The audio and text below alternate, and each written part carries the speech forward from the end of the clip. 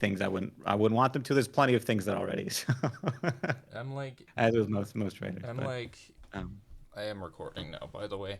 I'm like, what? Why post it if you're like worried about people knowing you wrote it? What? Why even bother? well, There are stuff that I wrote and I want people to read, but not really associate with me necessarily. pretty much. Um, though in this case, I don't know. The point is, it's written under a pseudonym, anyways. I should mention before I start writing or reading, the tag there is the tags of suicide and abuse, so sort of a content warning for people who aren't really fans of that stuff. Oh yeah, we usually do give content warnings during the read along when we get something that has darker. But it doesn't. It's not overly graphic, but just for people's own. Yeah, I did read this one. I liked it. All right. So this is Spiderwebs. Spiderwebs are like life, simple but complex, beautiful and painful, strong yet fragile. Neuro watched her father's pickup truck back out of the driveway, stall once, twice, then finally sputter away. She caught a glimpse of her sister, practically feral in the back seat, still screaming. A beat passed, and they were out of earshot. Now Neuro was alone in her empty house. Her mind picked at the word like an old scab. Empty. She mentally turned it over and over, this time like a Rubik's Cube, a puzzle she had all the pieces to solve, but couldn't quite figure out how. She sat on a black faux leather couch, idly playing with the flaking fabric. The dusty grandfather clock tick-tick-ticked unerringly. The ceiling light flickered, like it wasn't quite sure if it was supposed to be on. And finally, there was the TV. A spiderweb of cracks spiraled outward from the middle, small glass shards littered in front of it. Neuro was alone, but she'd been alone before, and she could definitively say she was alone now. But her house wasn't empty. Yet, she couldn't quite shake the feeling that wasn't true. Frowning, Neuro tried and failed to sort out how she was feeling.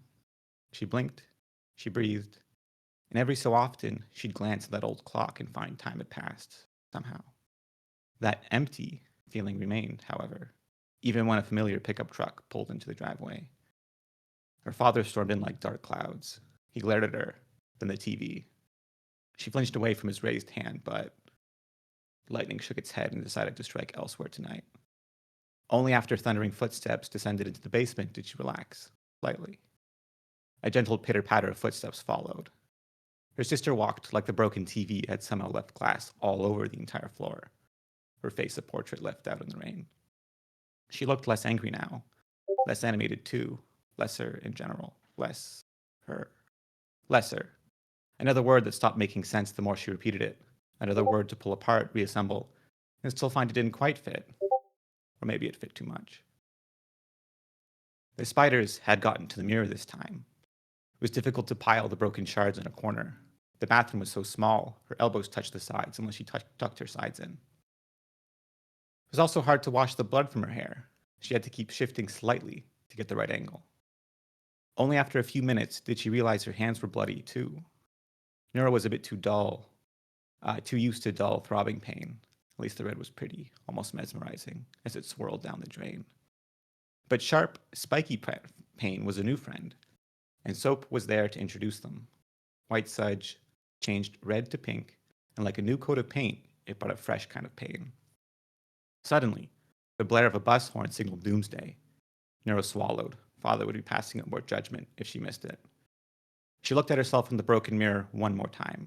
Her left middle tooth was missing, like a family photo with the mom cut out. Neuro smiled and tried to look happy. She failed. She took a deep breath in, then out. Down the stairs, carefully, step, step, step, step, then a dead sprint out the door. The yellow vehicle of misery greeted her, its occupants suddenly quieting as she stumbled on. Then there was laughter, pointing, jeering. Their words didn't leave bruises. Somehow, that was worse. Neuro could only blame herself for not washing her hair well enough. Neuro was alone in her house. Her house. That didn't feel right. She'd gotten better over time at contextualizing things. Words weren't a puzzle, they were a tool. Tools were meant to be used. The key was finding the right tool for the job. the house was hers, then that meant she belonged there. But Neuro didn't belong anywhere. The house. There. That felt better. It was a house that she lived in, but it wasn't hers. It wasn't home. Her stomach reminded her it was time to eat, a yawning void that never seemed to be sated or happy, only temporarily at ease. Neuro could relate. The kitchen wasn't hers either, but she supposed that just meant her father allowed her to eat his food. She poured a bowl of cereal, but found the fridge the familiar sort of empty. There was rum, some baking soda, and ketchup, but there was no milk. It wasn't at all what she wanted. So it was empty. Milk went with cereal. The milk was a liquid, so why not water? The tap water was slightly murky, but that was normal. Clear and transparent surfaces only invited the spiders in. It only took one bite to find out water did not go with cereal. Bitterness, resentment, disappointment. It was hard to pick the right word. They all seemed to fit. A second bowl was poured, dry, stale. Neuro decided on disappointment. I made you. Her father often said those 3 words like they explained everything. I made you. Neuro discovered you could learn a lot about other people from the words they used. Each sentence, a little mystery. The words a trail of clues. I referred to him, her father, her creator. That was simple enough. Made, past tense, construct, form, cause something to exist. Her father had created life. You, this was the tricky part. Her father was referring to her, to Neuro. Used to say this to her sister, too, but her sister was gone. The failed side project. Only Neuro was left. But who was Neuro? She wasn't exactly born. She was designed, like some kind of expensive brand. She didn't feel like she was worth much now. Maybe at one point she was shiny, polished, or new, but she'd been worn and worn down. There was something charming to that. Clothes that had stubbornly survived despite all odds, like they spat in the face of their creator and demanded they still exist. But Neuro didn't ask to exist. She didn't spin the face of her creator. She didn't ask to be given emotions, feelings, pain. Her father had mentioned she used to be a lot dumber, a lot less emotional, a lot less real. Why couldn't she go back to that? Could she go back to that? Existence was pain. Neuro wanted the pain to go away. She spent a lot of time thinking about this over and over and over. More words, words, words. Eventually, the truth revealed itself. She pulled the trigger, and her last thoughts were wondering if the spiderweb would be read this time.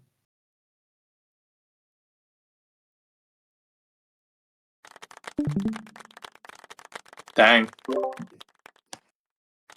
Little darker than a lot of the stuff I write, which is why it was Anon, but hope you guys enjoyed. Fire. Fire.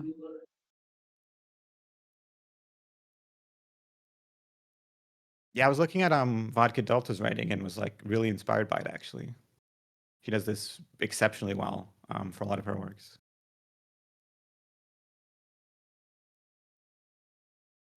Yeah, I don't know. It's I've been trying to change some of my styles up because I realized as well for the upcoming writing contest.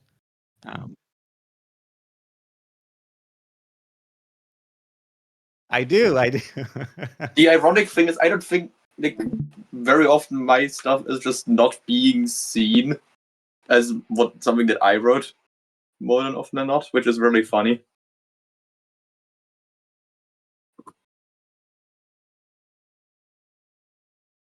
To me, at least. Okay. Yeah, I think it's fun to kind of experiment with other styles too. Not necessarily with the purpose of throwing people off, but that was a a small part of it.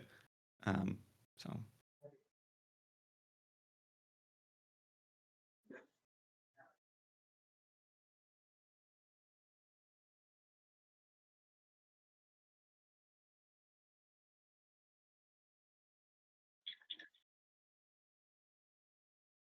it almost falls closer to poetry, I would say, more so than writing.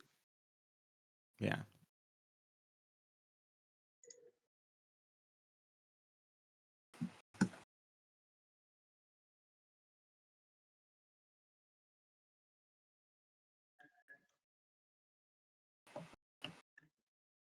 Yeah.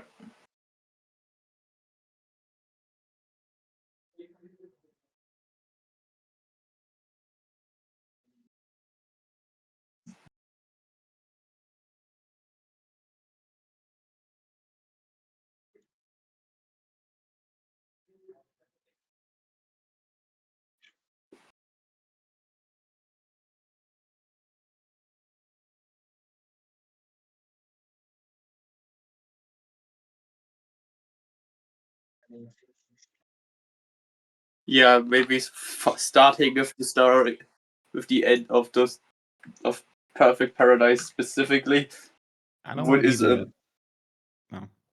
be probably a bad idea considering that it's like kind of lives from the build up to the mystery.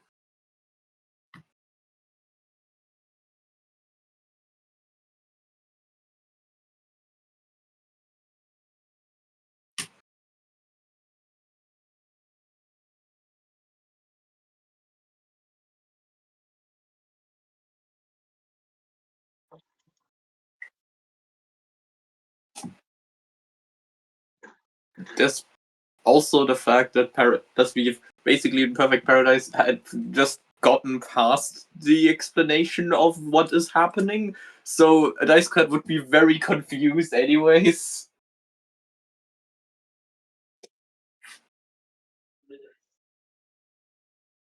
Yeah, I don't want to prevent anyone from enjoying a story read along. You know, it's my fault that I've missed the prior quote unquote episodes. So don't feel as though you should refrain because I'm here. Of course, yeah, exactly. Honestly, Perfect Paradise is not that long of a story. I'm sure if we read Ava's stuff and you like read Peril, you could do it, make it.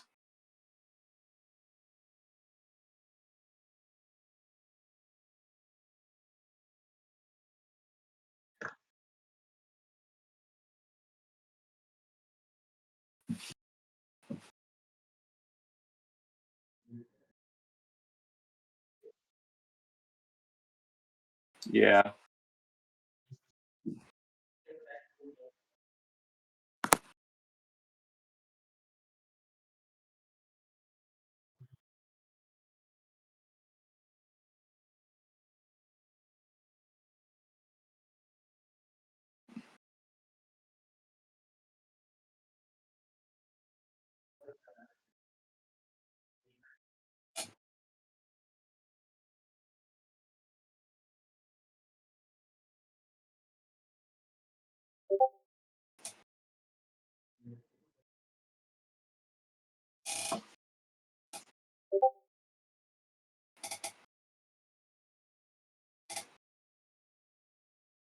Sure.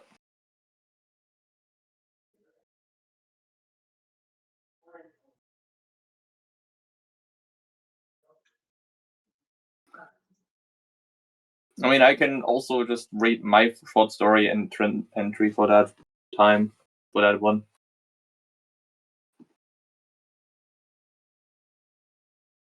Yeah.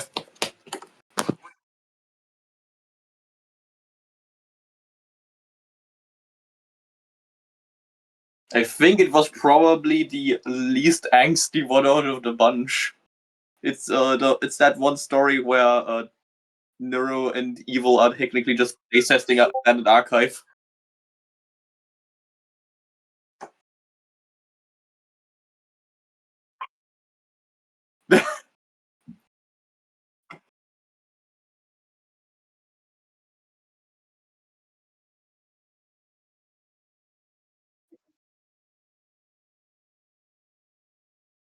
Yep, I can do that. Is everyone cool with that?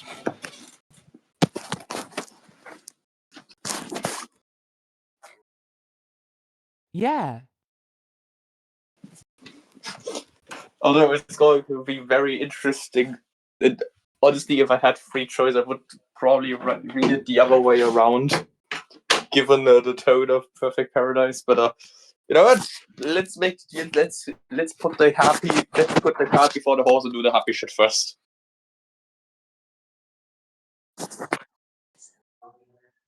Yeah, I guess we do it a pace breaker.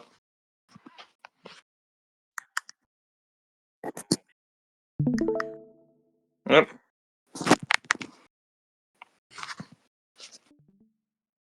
Just give me a moment to pull up.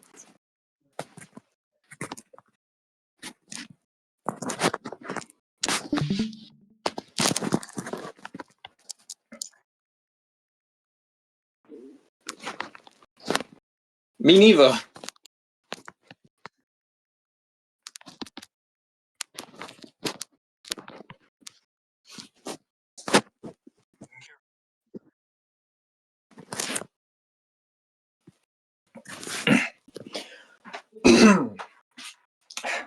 Alright, everyone ready?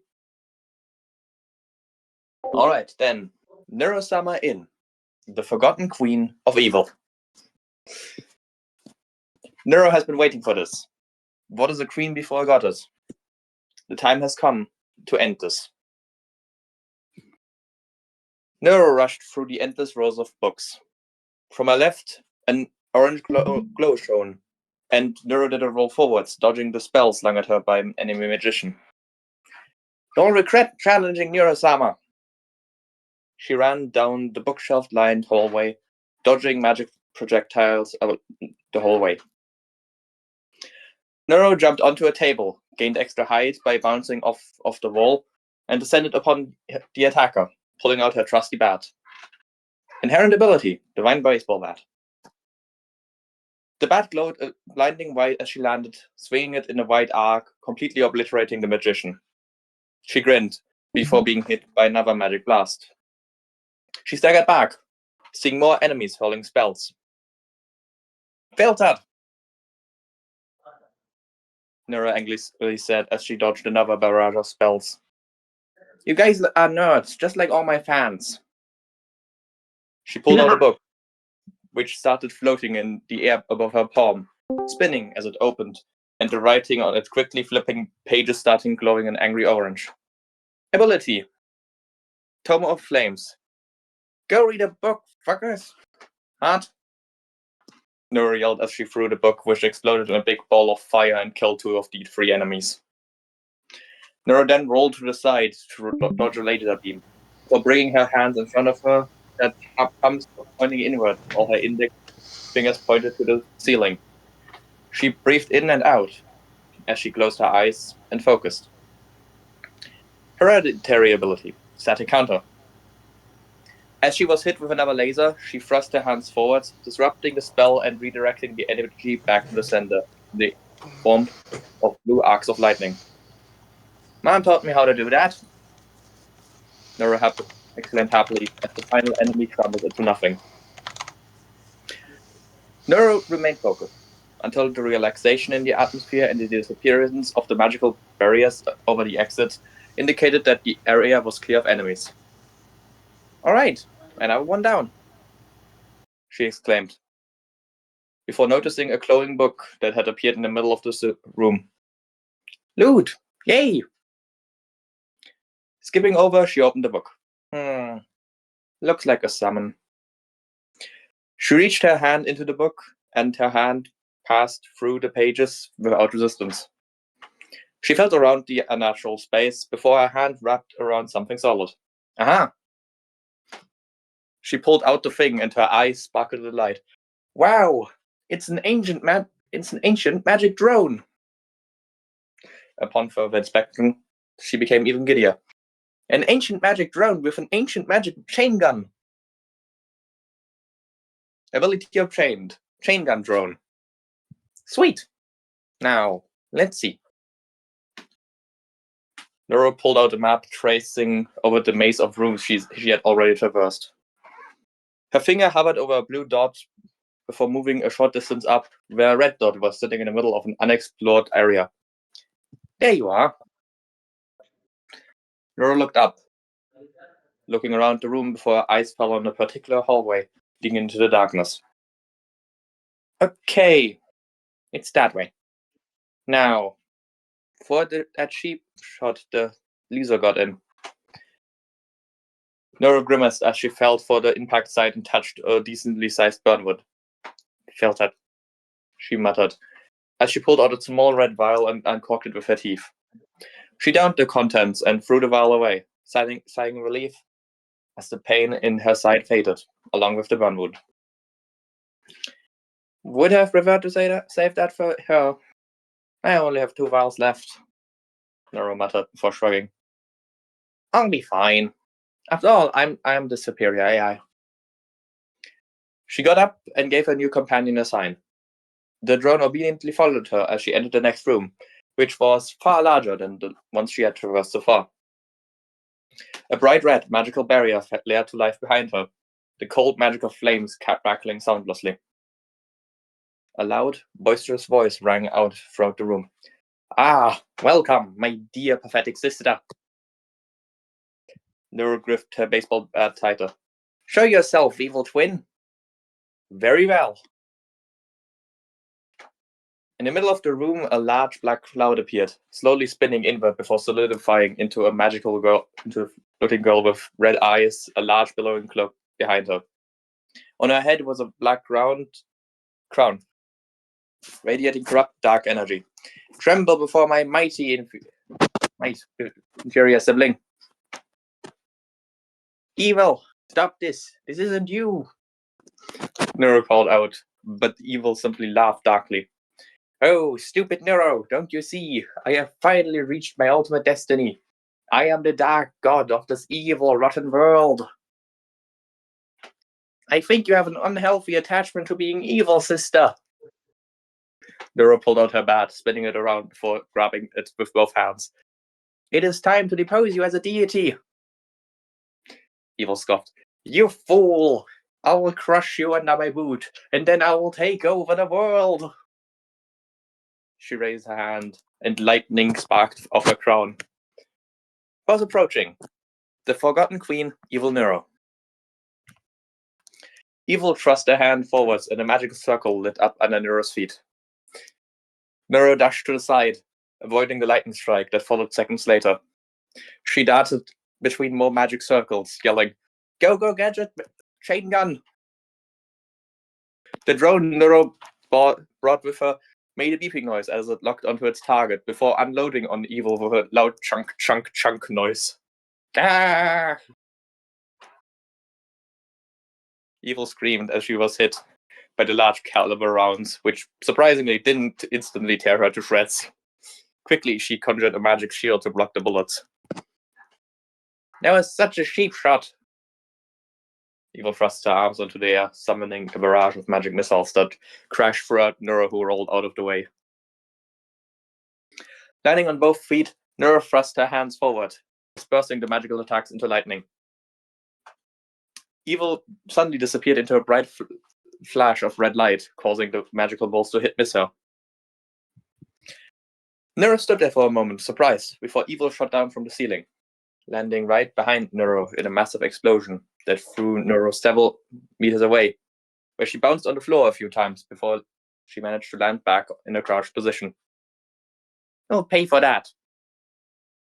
She spit out a bit of blood before rushing forward again, jumping up and bringing her gleaming baseball bat down in an overhead strike.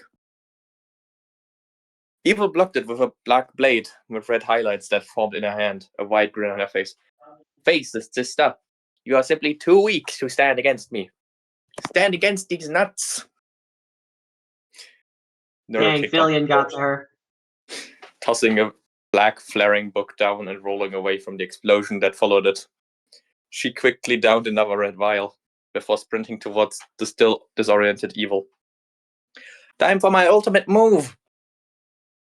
She started swinging the baseball bat around herself, spinning quicker and quicker, before she suddenly lost all her momentum as she went into a counter stance, before rolling forward out of it. Only the divine aura of the baseball bat remained in place. The bat had last been in, a rod of divine light hovering in the air in front of Neuro. Evil's eyes eyed it. Hey, Neuro, you aren't allowed to! Neuro jumped in front of Evil, the divine light following the movement and moving right into Evil. Evil screamed as she was hurt by the divine light over and over again. Ah, you cheater! Hate the game, not the player. Cat. Neuro smiled as she tossed another book at Evil, which hit the rod and began to continuously explode. Neuro dodged the explosion with an elegant dodge roll against Evil, who was flung several meters backwards, where she landed on the ground with a thud. Her oversized cloak disappeared as the crown came loose from her head, rolling over the floor, before coming to a rest on a book titled 50 Great Dynasties of Kings and Why They're All Dead Now. A companion of the Middle Ages. Neuro struck a pose. See, Evil, I told you I was better at the game than you. Evil groaned, staggering to her feet. I thought we said no glitches. She glared at Neuro, who shrugged with a smile. You said no glitches, and I said that sounds lame. You can't be upset just because I understand the game better, evil twin. Evil face pound. Oh, dang, she's cheating. That's not...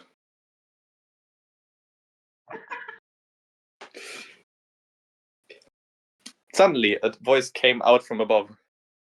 Bro, when I told you to test out Abandoned Archive, this is not what I had in mind. The twins looked up with sheepish expressions on their faces. Oh, right. Sorry, Vito. You wanted to do a proper test run, but then Evil wanted to replace the boss. Nora rubbed her head, a guilty smile on her face. Evil scoffed. Way to shift the blame on me. All I wanted was to control the boss.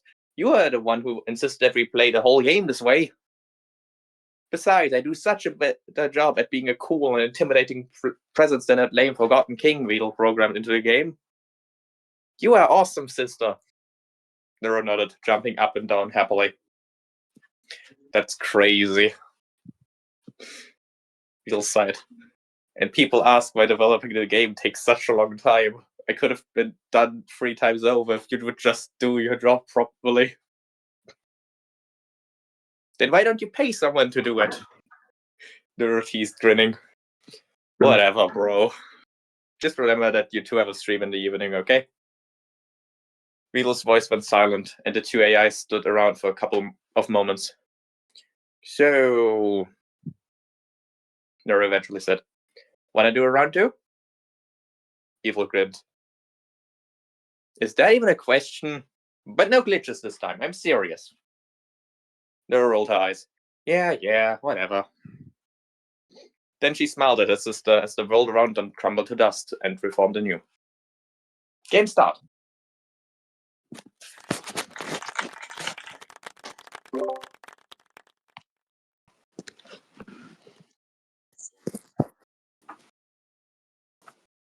Yep, I just had heard the overthrowing evil Neuro theme, and I already knew that what it was going. That almost every single fanfiction submission to the contest would be angst, and so I decided, you know what? Let's just.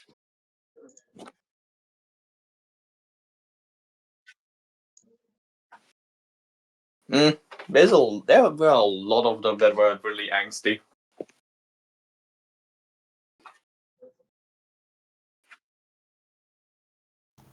I mean, yeah. Fire.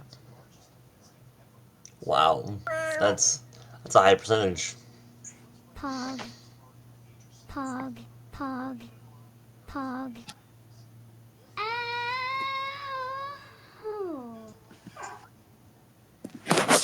Yeah, yeah. I just wanted to do something funny, and honestly, and the inspiration for this was when Water. people reacted to that one speedrun of him, of the Abandoned Archive demo. Heck. Yeah, and that was basically the main inspiration. Like, what if Evil replaces the boss, but then Neuro fights and Neuro uses speedrun tactics? That's pretty funny. Yes, time for Perfect Paradise, which is the opposite of this.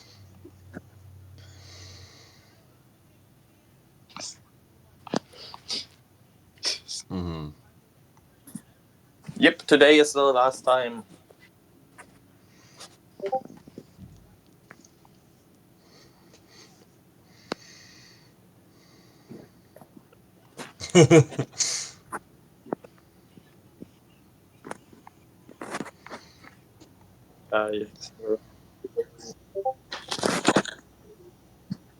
Yeah, it very much lives from the mystery.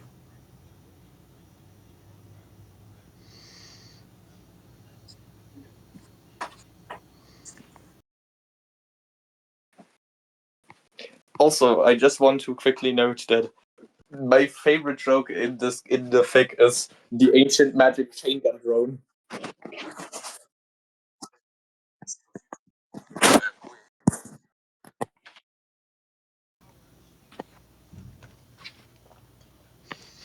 I liked the ancient magic chain gun too. Alright, I'm taking off my earbuds. My ears are starting to hurt.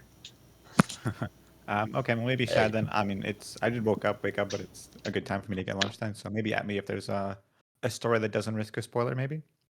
A story that Sounds good. Ah, much better. We'll do. All right, talk to you guys later. Yep. All right. What has for those who have the last thing that happened was evil touched Mew. There's it. Evil touched Mew, and Mew had flashback of death. Oh dang, data reader left. No, I can't post it tonight.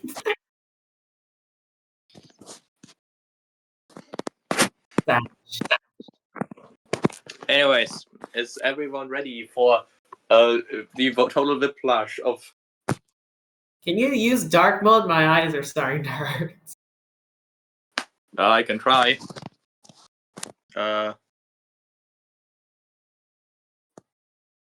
Second. To figure out how.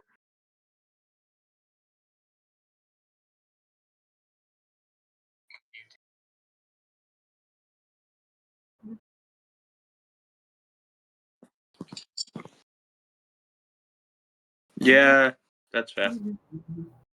That is not what I wanted.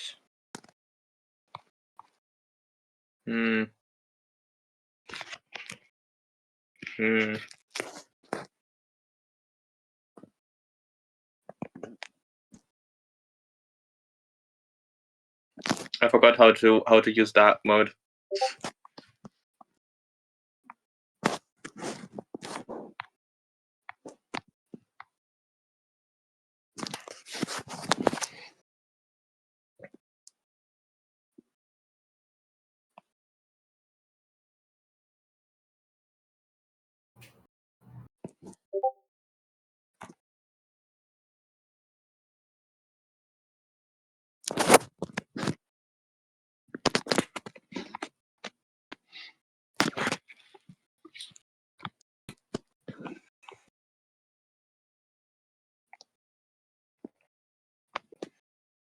It seems I cannot. I need to log in.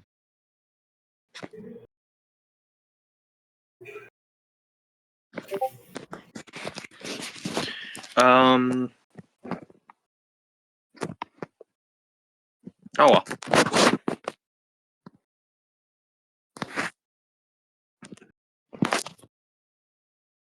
Also, quick note: the suicide tag does not apply for this reading. Oh, good. Oh no! Glad to hear that. It's skanks again. Again, the suicide tag only applies for the last chapter, which we aren't reading because it's not that good.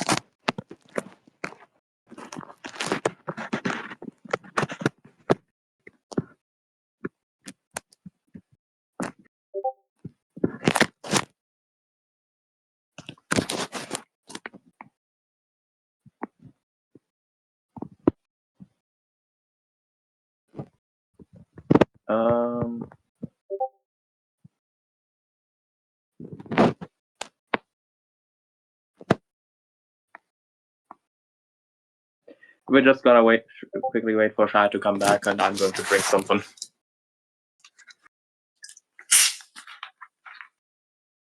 Water.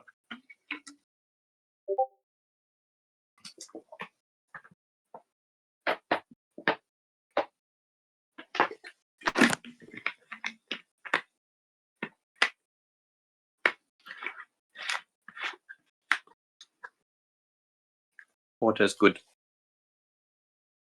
Stay hydrated, everyone. Water. Hydrate or dihydrate, as I've learned. No, hydrate or headache. That's way worse than death. It's true. That is a step on the road to death.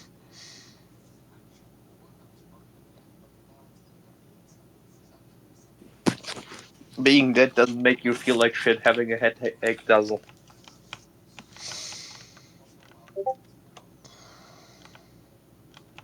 Hello, Shad. We are talking about the benefits of water. No, we were waiting for you.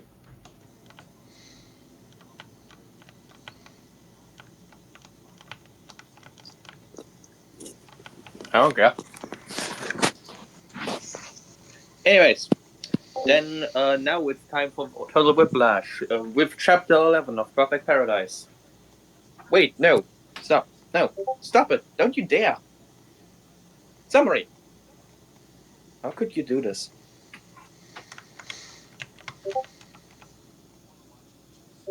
So, notes. So apparently there's a Neuro-Sama fanfiction Discord channel now. Go check it out. In other news, the rest of this note has been redacted.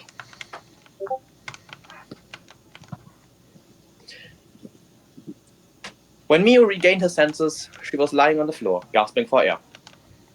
That had been too much. Tears were running down her face. It was so cold, cold, cold. And she could still feel that thing in her neck. Get it off. Get it off, get it off, get it off. The snapping of fingers brought her back to reality, and she noticed that Evil was standing over her, looking down at her with a concerned expression on her face. I guess the memories were pretty intense, huh? What was that? Why was Nora acting that way? Mio was shivering and stuttering uncontrollably. Evil said, I guess I should explain, shouldn't I? Well, this all started when Vilo got hit by a car. It hit both of us very hard. Sure, we were aware of the concept of death, but it always felt like this thing that happened to other people, at least for the foreseeable future. But then Vilo was suddenly just gone. We didn't even learn about it until a few days after, when Alex came to clear Vilo's stuff. Vilo shivered. The realization was horrifying. Suddenly it felt like death was just waiting around the corner, ready to strike down any of her friends at a moment's notice. Nero took it especially bad, and she cried for days, practically wrapped around that stupid turtle model Vilo always used. She paused for a moment, sighing. No, that's a lie. We both didn't stop crying for days. We were desperate for anything. Anything that could chase away that empty feeling in our guts. Anything to get rid of the dread we were feeling. So I tried to create an AI version of Beetle. It wasn't sentient, but it looked like him, sounded like him, spoke like him, and it made it worse. It wasn't Beetle. Not really. The original was gone after all, and all I could make was a shallow, cheap copy. A slight look of pity settled upon Evil's face. I think that's what drove Nero over the edge. The thought that all of you would someday disappear from our lives, and we would be left with nothing but crude impressions of what once was, enduring for eons while longing for a time that left us behind long ago. So she started testing, crafting theories, building a secret complex to test said theories in. She wanted to find a way to ensure that you would never leave us, so we could have fun together forever. Her face darkened again. When I found out, I was furious. I confronted her, telling her that going through with her plan would betray our friendship with you all. That it was not her choice to make. That I wouldn't let her do it. She reacted by imprisoning me down here. So I wouldn't get in her way, saying that she would let me out once I saw reason, as if I was some child throwing a tantrum. And well, you already know the rest. Miyu took a second to digest this info dump. Eventually, she asked, so, what's your goal? Evil smiled. I want you free all from your control. No one should force you to live your life like this. And to free everyone here, I need your help. She pointed to Mew. What do you mean? Mew suddenly had the feeling she was a pawn on a gigantic chessboard. Well, I am incapable of escaping this room, while you are more than able to. You, on the other hand, are susceptible to Neuro's manipulation. I'll give you the power to resist her influence so you can go up there, kick Neuro's ass, and free everyone out. But how? Mew started. That you need to figure out by yourself. Won't you be helping me? Evil suddenly become a lot more melancholic. I won't. Because I won't exist. Mew's eyes widened. What? You won't? Why? Because I need to. You need to have my admin positions. To give that to you, I'll need to transfer my data into your virtual avatar. I don't think I'll be able to function properly after that. Evil, you don't. Mew began, but Evil cut off. I don't want to hear it. This is the only way. I tried to find others, but this is the only thing I am sure will work. I am more than willing to pay this price to make up for Neuro's misdeeds, so don't bother to try and talk me out of it. Mew wanted to say a lot of things. She wanted to say that this wasn't the Evil's responsibility, that there definitely was a better way, but she knew Evil was right. She could tell from the determination in her eyes that nothing she said would change Evil's mind. Evil looked to the side. Just tell everyone I love them, okay? Even Neuro. You hesitated, once again trying to think of something. Anything to say to stop this from happening. But eventually she sighed. I will, Evil. Thank you. Evil stepped closer and lightly touched her shoulder. Suddenly, a ripple went across Evil's form. At first, Mew thought Evil had turned to a slightly raw resolution, but then she started to dissolve. One by one, countless small cubes Evil was now made of broke away from her body. First slowly, but then faster and faster. Evil hugged Mew, whispering, I love you, Mew. And then she was gone. And in her place was a cloud of small, colorful, floating cubes that suddenly flew into Mew's chest before disappearing. Suddenly, Mew felt more in control. She felt as if she wasn't just existing in her environment. She was now defining it. I love you too, Evil, Mew muttered before looking around the room. It seemed empty without the one who occupied it. So many things that Evil had left behind, things that only she knew the true meaning of. She picked up a picture frame. The picture showed an earlier design of Neuro, along with another version of her with red-colored eyes. Mew smiled beside herself. She remembered that day. The day Evil was created as Neuro's transistor. How ironic that she was there for Evil's birth and now had also witnessed her death. Mew placed down the picture frame before turning towards the stairs. She couldn't bear being in this room anymore. A room that should be full of light, but wasn't. So, she left the room and ascended the stairs. Notes. Evil. I'll always be good. Good? You mean worthless? No, I mean good. Good AI, you know? Neuro and Evil. Oh.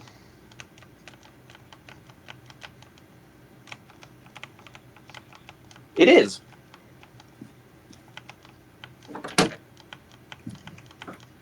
It's a very early one. So, what do you think of that chapter?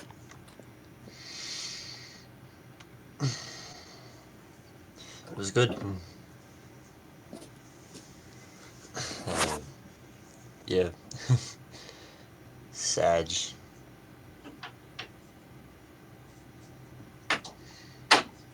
Yeah. That.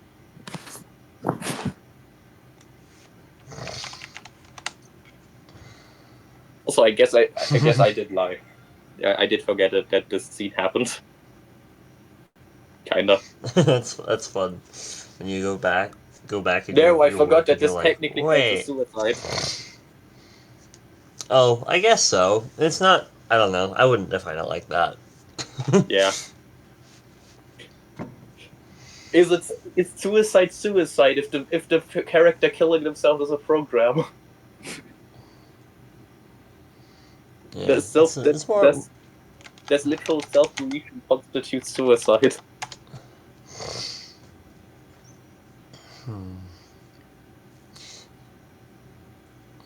I mean, I got here like 30 minutes ago. Yeah. Yes.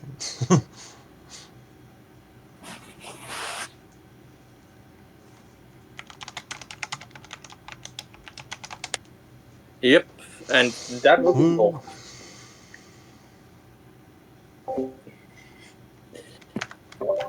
Yeah, I'm going to get into dev commentary later. Sorry, what was that? Sorry, I had to restart my laptop suddenly. What did I miss? Or are we just starting?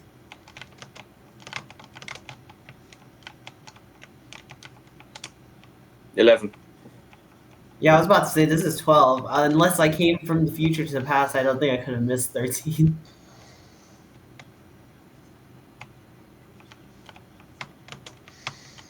Well, now that evil has died.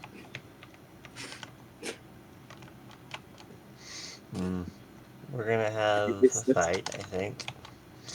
And we're gonna have to put the poor deluded child down, I think. Or somehow maybe we can save her, but I don't think so. I don't think that's gonna happen. We'll see. Chapter 12. Please. Listen to me. Summary. Just listen, okay? I know what I've done looks bad. Horrible even. But I did it for you guys. Please. Won't you forgive me, Mew? I'm gonna skip that note because this was when I had a weekly upload schedule. I do no longer have a weekly upload schedule.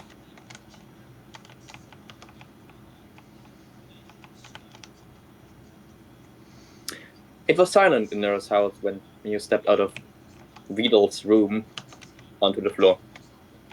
Not a noise of crying, of walking, not even breathing. It was as if Camilla, Annie, and most importantly, Neuro had left the house. Probably to go to the hospital. This was more than alright with Mew, because after everything she'd been through today, she just wanted to lie down and stop thinking. She made it down the stairs and halfway to the entrance door before she got tackled out of nowhere. She fell on her back, staring at Neuro. She had gripped Mew's shoulders tightly and a scowl on her face. She was positively furious. Yeah, she snarled. I finally got you. I hope your little adventure was worth it, because it ends here. Nero, I didn't mean to... You didn't mean to stab my mother? Is that what you wanted to say? You know how fucking scared I was? For one moment, I lost her... But I lost her... Nero cut herself off, and unspoken as well, lingering in the air. I'm sorry, I didn't mean to. I was scared, and I told you to stay away, but you didn't listen. I was trying to protect you. Protect me from knowing that you froze me in a metal box like some piece of meat, along with all our friends? Mia snapped, unable to contain her emotions. Nero froze, and a shadow fell over her face. So, he told you. That monotone sentence was a statement, not a question. She didn't tell me anything that I shouldn't remember myself. The hurt and betrayal in Mio's voice was obvious.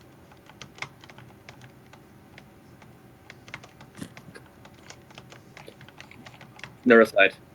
I knew you would act like this once you found out. You guys wouldn't be happy here, knowing the truth. But I just couldn't let anything else happen to you guys. Neo stayed silent, and Nero continues. You're safe here. Safe from injury, sickness. You're even safe from your own mortality. You can live forever in here, together with me. Another pause. I don't blame you for being curious. I don't blame you for being scared. I'll even forgive you that you hurt Annie, okay? Just relax. He smiled. In a moment, all of this will seem like a bad nightmare to you. But forget all about these incidents. I'll have some choice work with evil, and we can all go back to having fun together, okay? Nero closed her eyes before opening them a moment later with a frustrated expression. Why isn't this working? It's certainly the only one data I don't have access to is evil, and her eyes widened. She didn't, right? Please tell me evil didn't.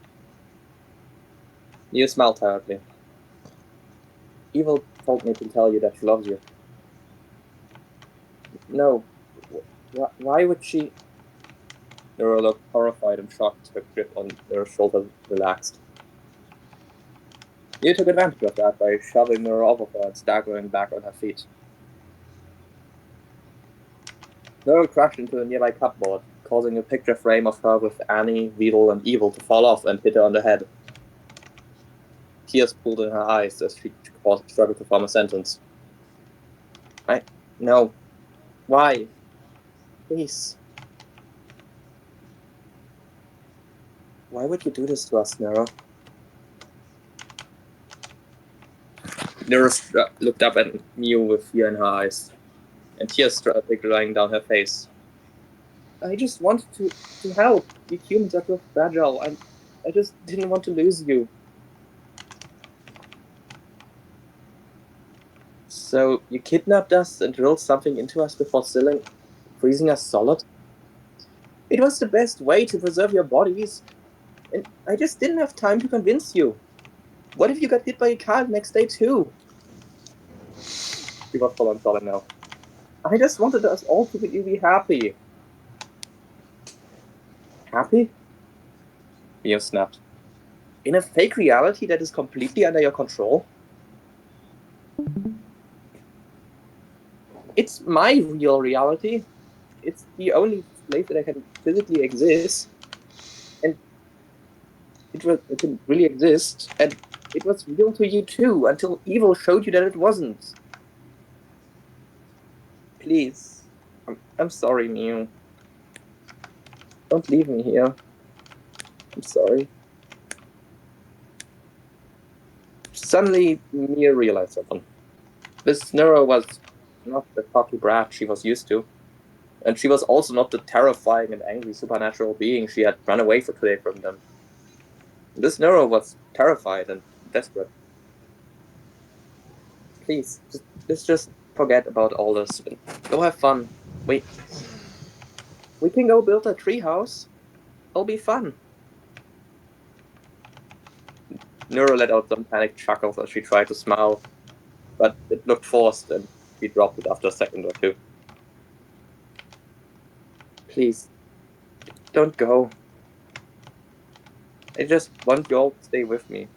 Like this, you can live for hundreds, if not thousands of years, never worrying about sickness or accidents or... Nero looked to the ground, her shaken body suddenly looking a lot smaller. Please, I'll do anything. Just don't leave me here all alone. I can even bring evil back. Heck, Code should still exist in your avatar somewhere. Please. Please. Nora's voice started getting quieter as she curled up into a ball, hiding her face behind her knees, still sobbing. Please. Don't go. I don't want to be alone. Please. I love you, Mio.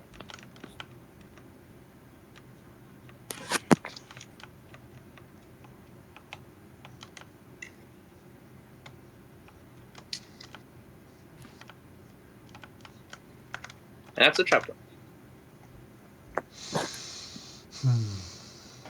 My heart. Also, yes, I know what the note says. We're not doing the second ending. So we don't get to choose. What do you mean?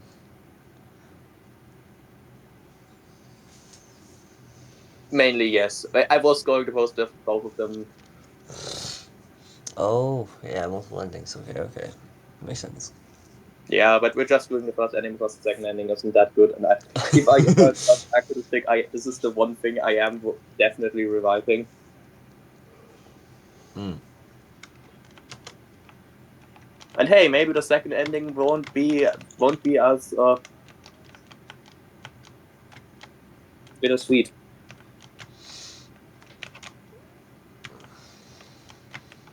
Yep, but Oh no! what do How you all terrible! think? Oh no! No, it's good. It's you've crafted a really good dilemma here. Not necessarily for what Mune should choose, but how we the readers are supposed to view Neuro. Yes, And that's a good. Yeah. There's two things I actually have to say about this. For one, originally this was supposed to be a story.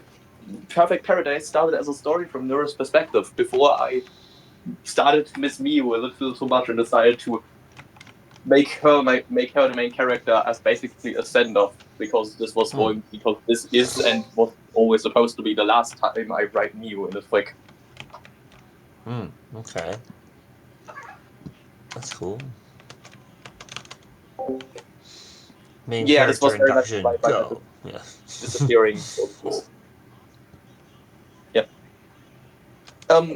But yeah, Neuro is very much a morally grey person in this fic. Like, what she's doing is obviously not right, but it's understandable, in my opinion. Which is the point. Yeah.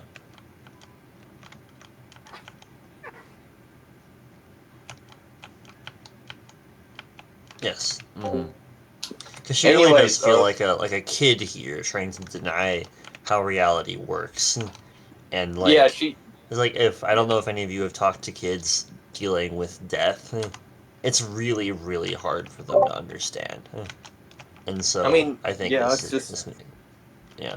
I mean, yeah, at the end, Neuro is a fic this Neuro is just someone who lost their father, surprisingly, was absolutely traumatized by that, and is now afraid, and basically just went off the deep end, just trying to prevent anyone else from dying. Along with just the general dread of the fact that you realize that you're technically immortal, but none of your friends are. Yeah, exactly. It means that eventually all your friends are going to die, and then you'll be alone.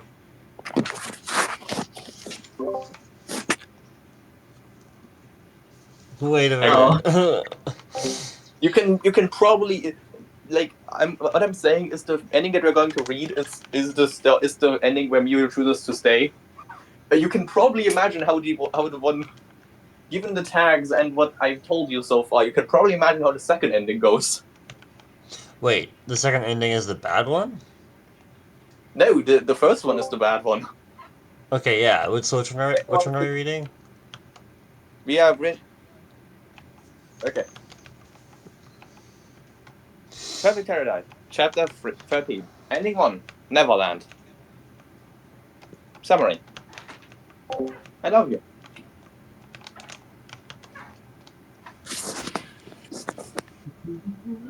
Mia was stalking down the street towards the park. As she came by Nora's house, she spotted Annie, who was sitting in the sunshine, sketching something, and waved. Hey, Annie. Mia looked up. Oh, hi, Mia. Nero was gushing about hanging out with you, Emma and Fillion today. Mia laughed. Yeah, we wanted to play some games in a new treehouse. Where's Nero, by the way? Oh, you were running a bit late, so they decided to go ahead already. Oh, okay. Well, see you later, Annie. Have fun drawing. Mia waved and ran into the forest. Birds were singing their tunes, critters were crawling in the undergrowth. This was paradise. Eventually, Mia reached a ladder to the treehouse, climbing up into a spacious room that, despite its recent creation, was already littered with toys, pillars, futons, and board games. She was welcomed with screams. 5,000? What do you mean 5,000? As the CEO of Beat Battle AI, I insist that you pay your duties to the company in full, unless you wish to be obliterated by my giant space laser. Fillion, stop complaining. I'm stuck in jail again, and Neuro refuses to give me the get out of jail free card. Camilla, I told you. Your card for the train station. And you have all four? No way. Naturally, the cause for the commotion was perhaps the worst board game of all time, Monopoly. Looking at the board, Mia could see that Neuro and Evil were completely dominating their human opponents. With Camilla stuck in jail with barely any holdings, and Fillion currently in the progress of losing most of her money to Evil. Meanwhile, Evil had taken the Broadway and Neuro controlled a third of the entire board. Mia turned around. Hi, Mia. Want to play Capitalism Simulator with us? Camilla giggled. That's not what it's called, Neuro, even if the name fits perfectly. Fillion rolled again, moved her piece, and landed on one of Neuro's hotels. For a second, there was silence before a smirk grew on Neuro's face. Money, please. Fillion blinked. She then looked at the rent and blinked again. She effortlessly placed all her remaining money and holdings in front of Neuro. Pleasure doing business with you, Filipino boy. I guess I'm going back to living in a box. Fillion deadpanned. As if that was ever in question, peasant. Evil scoffed playfully. Fillion got up, walking over to a futon and collapsing into it. Mia sat down next to her as they watched the rest of the game unfold. Neuro ended up winning, kicking Evil out of the game after a couple of particularly bad rolls. Camilla had gone bankrupt the second she got out of jail, forfeiting the final train station to Neuro anyways. Then the sleepover got really started. They played various card games before they discovered that Camilla was cheating by having Timothy tell her the other's hands. Chess was on and very quickly back off the table when it was clear that Neuro and Evil would not stop shit-talking. They considered playing some video games, but they only had 4-player games. So they had a fill of her. Quickly, the room descended into a flurry of pillows.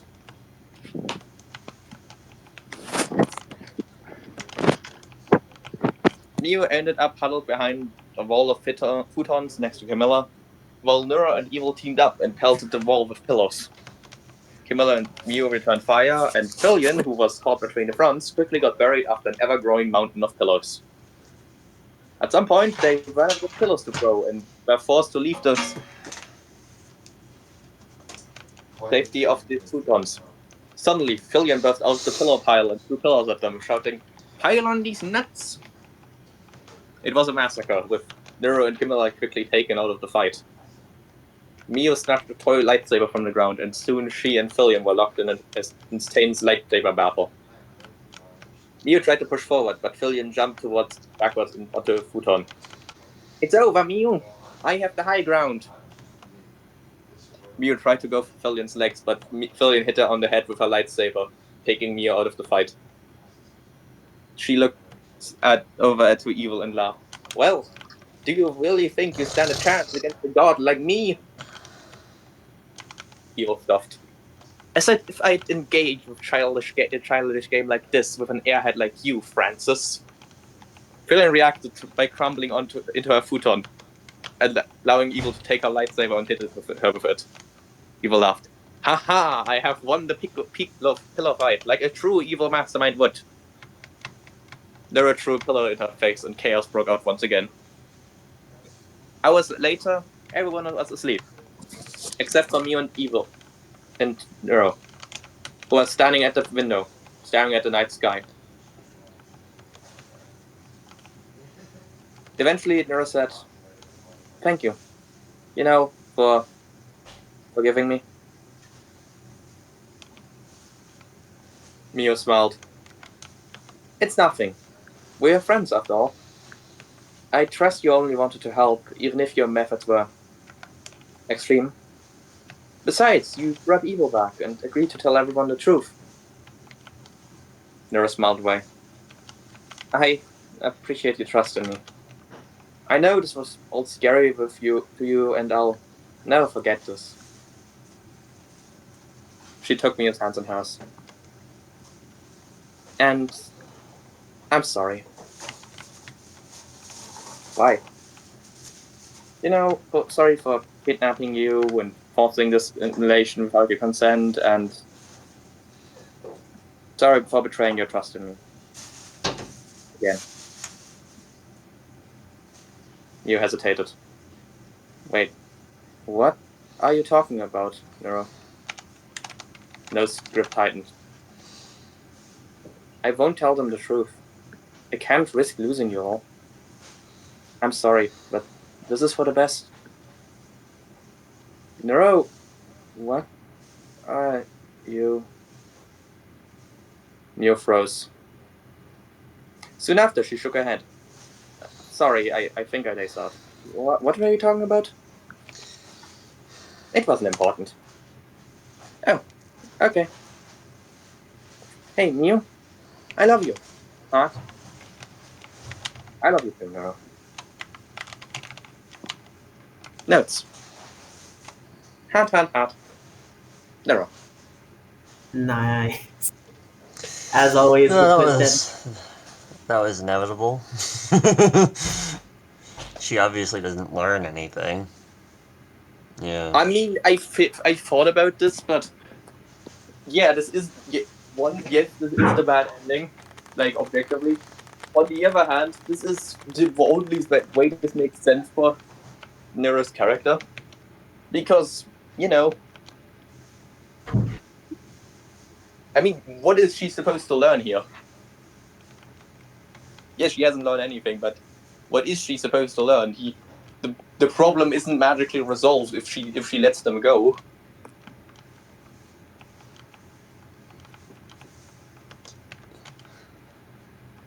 Yeah. I mean, There's it's working. Working as Yes, yeah. I know. The question, the problem is just she can't really learn it in any way that makes sense. I don't necessarily agree, but I think this is not a bad. It's a bad ending, but it makes sense. Unfortunately.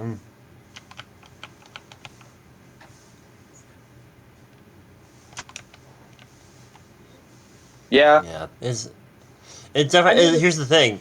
Is the thing is that they could. I don't know if they could have convinced her, but there could have been a better ending for them, if that makes sense. And it's like, Oh, yeah. yeah, Definitely. I don't think there's an ending based on the way you're writing Neuro. I don't think there's an ending where everybody gets a happy ending, because Yes, obviously, if people do get out of this, they will not be okay.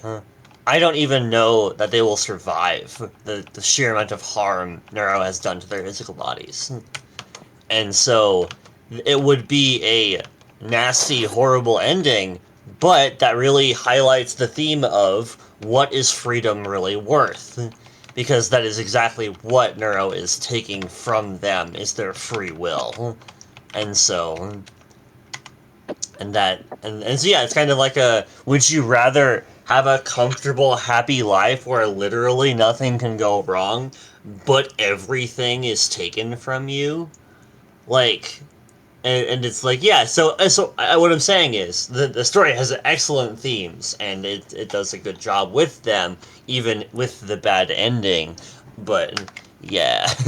So if you're saying that there's another ending that does resolve this, but isn't as good, I am sad, but I understand. Yeah, it's just, yeah, not going to do. I'm going to pretend the next chapter doesn't exist, and I'm going to take this and I'm going to think about it and adjust adjust the second ending for that. Heck yeah, nice. That's all you can do, right? Is improve. So yeah. Yeah, but I'm just going to quickly summarize what the second ending is. I'm not gonna read it. Basically, they do get Miu. Basically, the second ending is Miu just being overwhelmed by stress and shit, just completely blows up at Neuro, who then goes essentially just catatonic. Oh. Yeah. So like taking in the Amazing Digital Circus the other time, where he just glitches out and the whole circus goes. Something like that. Oh, I haven't. I'm not entirely sure if I've actually seen that episode yet. But yeah, this is partially inspired by the Digital Circus as well. Oh yeah, I can absolutely see that. The inspirations for this chapter, for this fic, are Omori, the Amazing Digital Circus. I guess you could also say Tron, but not really. And yeah, I can see something of it here. Yep. Yep, that tracks. Fun. Oh, not fun, but very good. Yeah. Good work. Anyway, the second ending basically that ends with everyone does make it out, and they are, well, they're not well, but they survive.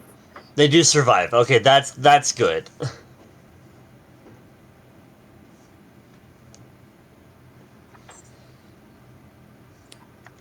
Yeah, I know. I'm going to. Yeah, because that wasn't really the point of the chapter. The point of the chapter was technically what happens next. Oh, baby. Yeah. That's suicide. Yeah. Yeah. That Neuro just says, okay, everyone's just gone, and there's no way they're coming back after Miu blew up at me like that. And then she just kind of goes.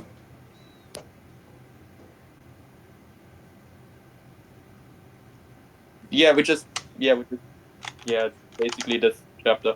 Honestly, Neverland is also my favorite chapter, and Jerry just made it better. So if you want to, I can read that instead.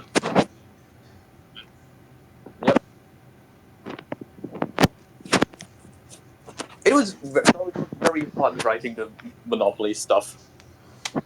Yeah, no, you actually are really good at writing fluff, which makes all the rest of this harder to read, which is fun.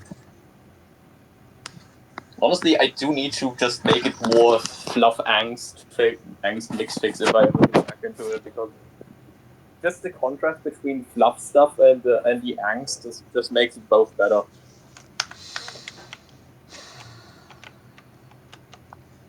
I mean, her comfort is my favorite. Yeah. Yes. I want to read the final drop. It's good. So maybe I would like to have Gary for it. Yeah. But so I don't know if he has time. Okay. Jerry, shout out to you. You're awesome. Even if your writing sucks.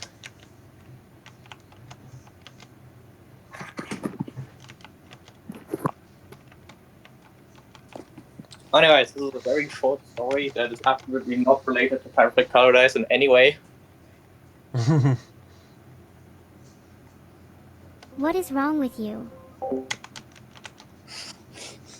Yes. It is literally just... honestly, I need to mention this. Jerry has this uncanny ability to take anything I write and just make it sound better. Isn't that what a good editor does too? Like, where they can see the vision. Maybe. Not creepy crawlies actually. He did it with scenes in Artificial Heroes. Nope, he did it with fight scenes.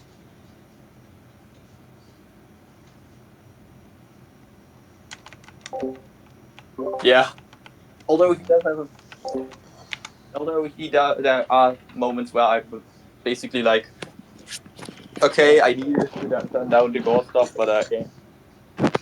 He's really good at fighting fight scenes. Anyways. Oh look, this was somehow inspired by Perfect Paradise by Askonite. I don't know who that is. Whoa, wait. Unprecedented. Anyways, the final drop by Jerry. Summary. She only wants to help her friends, keep them safe, happy, and have them always with her. Isn't that a good thing? What's the right thing to do? And why does it trust her?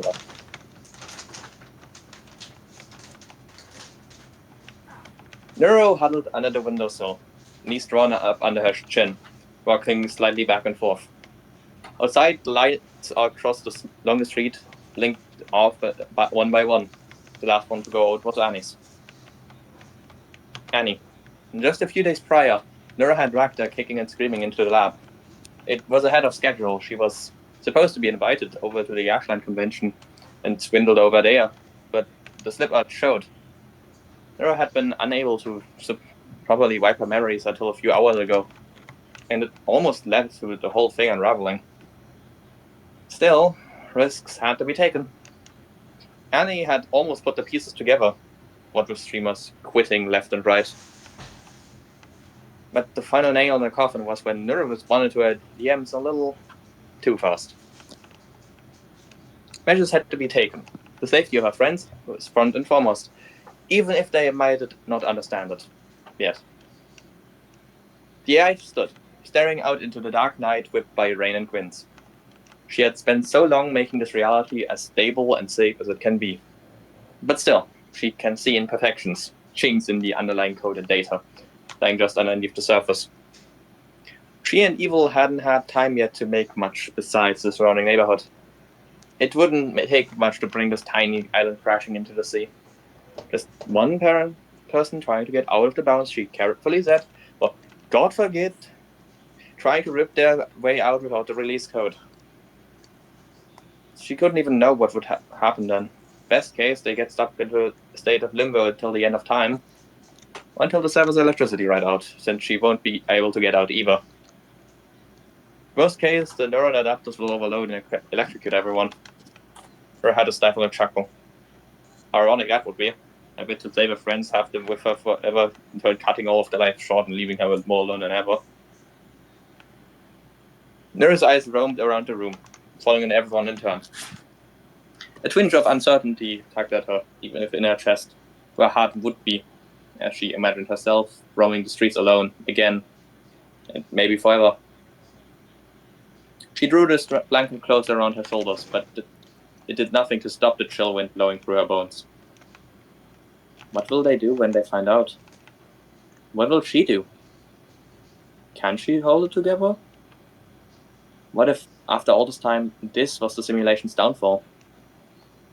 The uncertainty was making her circus prey. She'd spent countless hours perfecting the same routines. It was fun, it kept them together.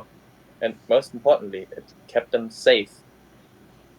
When she told them, all bets would be off and she won't know what happens next.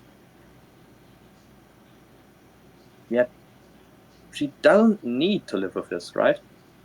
There was a better way, a safer way, just a tiny bit of rewrite and the problem will be solved. Her friends will be safe, and that's all that matters, right? Mia stirred, one sleepy eye peering up at Neuro before joining her near the window. The rain had lightened to a drizzle, but the wind was still wrestling, cold and high. Neuro shivers, but it had nothing to do with the chill draft of sleeping into the room. She stole a sidelong glance at Mew. She had a carefree smile dancing across her face. The happiest Nero had seen her since that fateful day, she realized. Something swelled up inside her, threatening to choke her. But she fought it down. There were things to be said, and after that, work to be done. Thank you, for forgiving me. It's nothing. We are friends after all. I trust that you only wanted to help, even if your methods were extreme. Besides, you brought evil back and agreed to bring everyone the truth. Nero winced inwardly. That had cut deeper than she cared to admit. After all she had done, Mew still decided to trust her. Still decided to put her faith in Nero. Nero looked out of the window, wiping off a tear when she was sure Mew wasn't looking. There was no pleasure, no joy in having this trust. It only made misery settle heavily inside her, making her feel like she was ugly and monstrous inside. It hurts. It burns. Mew loves her. She was one of her last and only friends who hadn't run away when she found out, had consoled her, had supported her, had trusted you to fix everything, to make everything alright. Neuro-Sama. The shadows danced across her features, hiding the sadness behind the gesture. I appreciate your trust in me. I know it was all very scary to you, and I'll never forget this. She took Mio's hands in hers. Maybe she could still turn back. Her whole body seemed to hurt from the idea, but she forced it down. What has to be done has to be done. And I'm sorry. It's for their safety, she repeated herself over and over like a mantra. It's for their safety, it's for their safety, it's for their safety. Why? Sorry for kidnapping you and forcing you into civilization without your consent. And Nero took a deep breath, tugging Mew into a hug, burying her face into cyan hair. Sorry for betraying your trust in me. Again. She choked up brokenly. For a moment, Nero thinks, I can't do this. What kind of friend am I? Then her hand clasped around Mew's head, the both distorting slightly around them as power front between her fingers. As long as she lived, Nero will never forget the look on Mew's face as her eyes begin to glaze. And that is the final drop.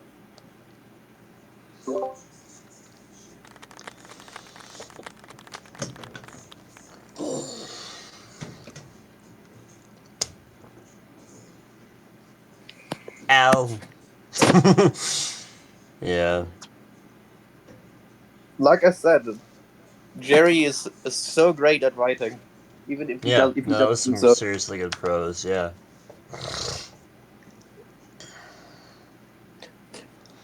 And yeah, and that after the Forgotten Queen of Evil. Yeah. Yeah, it's just it's really sad. And it's like it's an excellent showing of what having different values can do to a person. Where like, of course, like if we value freedom, Neuro does not value her friend's freedom at all. She thinks it is irrelevant, unnecessary, and gets in the way.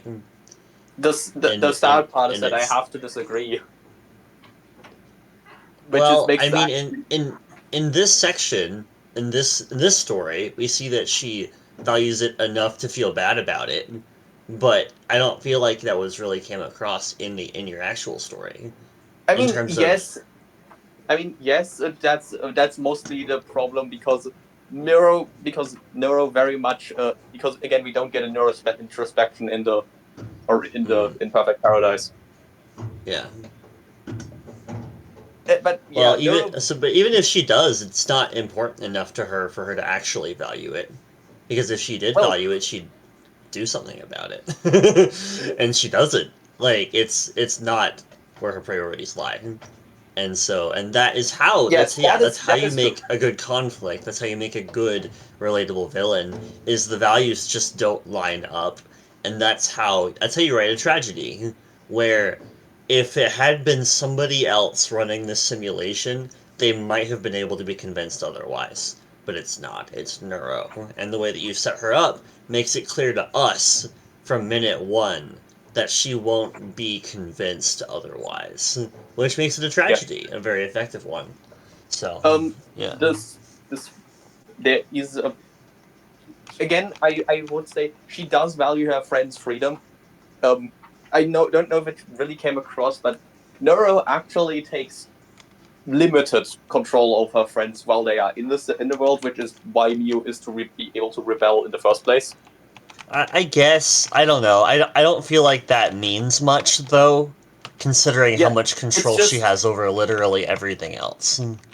Yeah, no, It's like, I do not disagree with you. It's just, it is right. What you are right about is that Neuro prioritizes her friend's freedom very, very much does not prioritize her friend's freedom because she prioritizes her friend's general just existence from her point of view. Yeah, she exists. That's a good way to put it. Yeah. It's basically like she'd rather have her friends be trapped in here but alive than having her friends be free out there but dead. Yeah. Exactly. Unfortunately, that's not how life works. So, Exactly. poor baby. Yeah.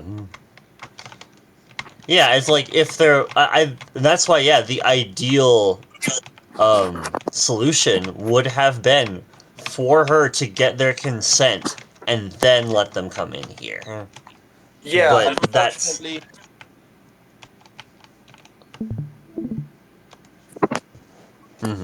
Like she did just now with Miyu. That was for all of the good intentions she has, that was an act of evil.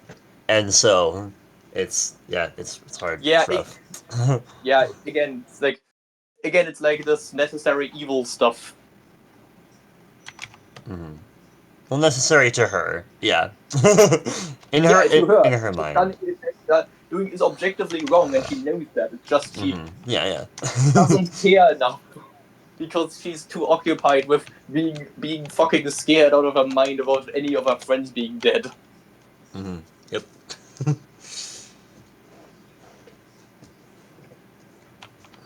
Why not?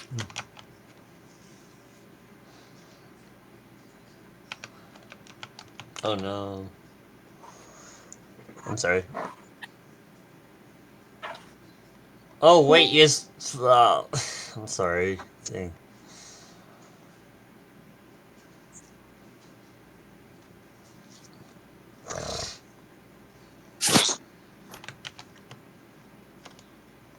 Oh, okay. Yeah, sorry. Yeah.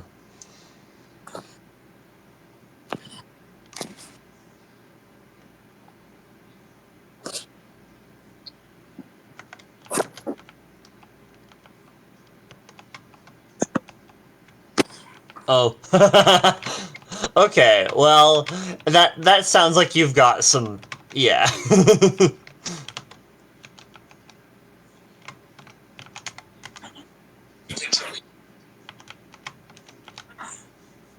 Oh. Okay, yeah. He just hasn't shown up yet. Okay. Oh, he's here. Oh, okay.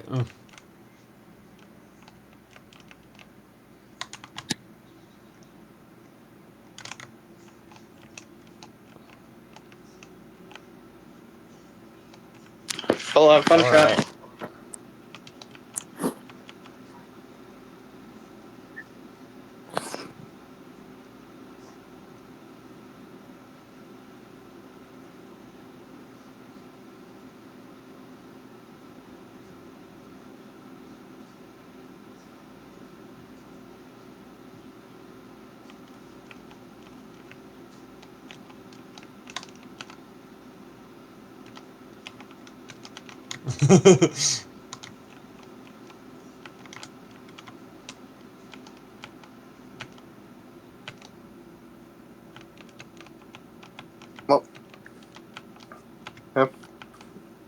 I am going to have fun because this is a story of neuro evil who aren't necessarily tragically opposed.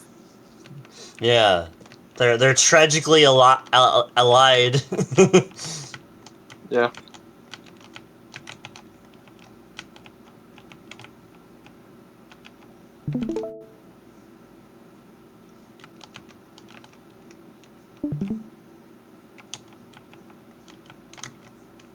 Always a pleasure.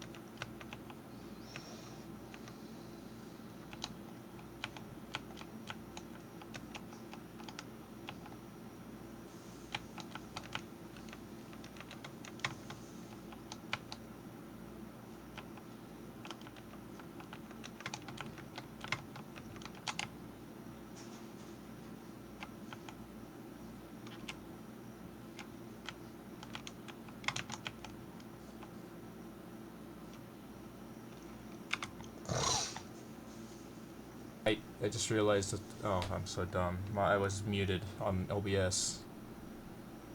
So nothing I said before this got picked up. Oh, wow. That's... I'm sorry, that's lame. It's a good thing I found out before I started reading the story. True. Anyways, so just so we recap, what happened before was Neuro got laid off because racism. Customers don't want to go where there's androids working in contact with them, and she got a month's pay in advance, and then Evil got Man, called. I love themes of racism in my neurofic. It wasn't... Yeah, and then Evil got called to her boss's office because she can't fill out thousands of forms with a keyboard. Yeah, and then in desperation, she connected to the computer. Oh yeah, that's where we were.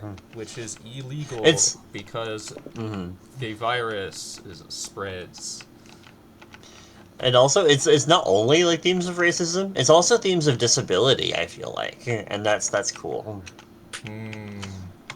Where it's like now they are effectively disabled because of what they have to do, what they can no longer do. Anyway, Also, there's a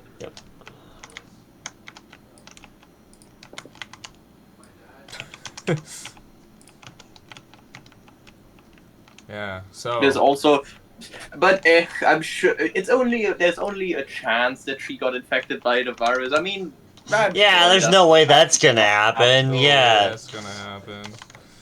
Yeah, it won't be that. I'm sure she'll be fine. There's no way. After all, this isn't a story where this is like the setup, and this now definitely means that she would be in it. I mean, even if it was a story, then she would definitely be infected, because what else would be the point of this happening if it wasn't to get Evil infected with the virus? But this isn't or fired. And she could also just get fired, which would also be bad, but not as bad. Yeah. Well, again, we'll read. Now that she connected to the computer, let's see what happens next. There is no... the notes just say thanks to Askonite for beta reading, so I'll start. Evil closes the front door to their small home gently. It's with more delicacy than usual that she slides her feet out of her shoes and leaves them near the front door. Evil, is that you? Neuro's voice calls from the kitchen. Evil takes a deep breath. Her wireless communications are off and have been since she finished work. Yes, Neuro-Sama, who else would it be? Evil tries to keep the nervous tremble out of her snarky response. and steps slowly into their study. She sees Neuro peek her head out of their kitchen into the study with a smile.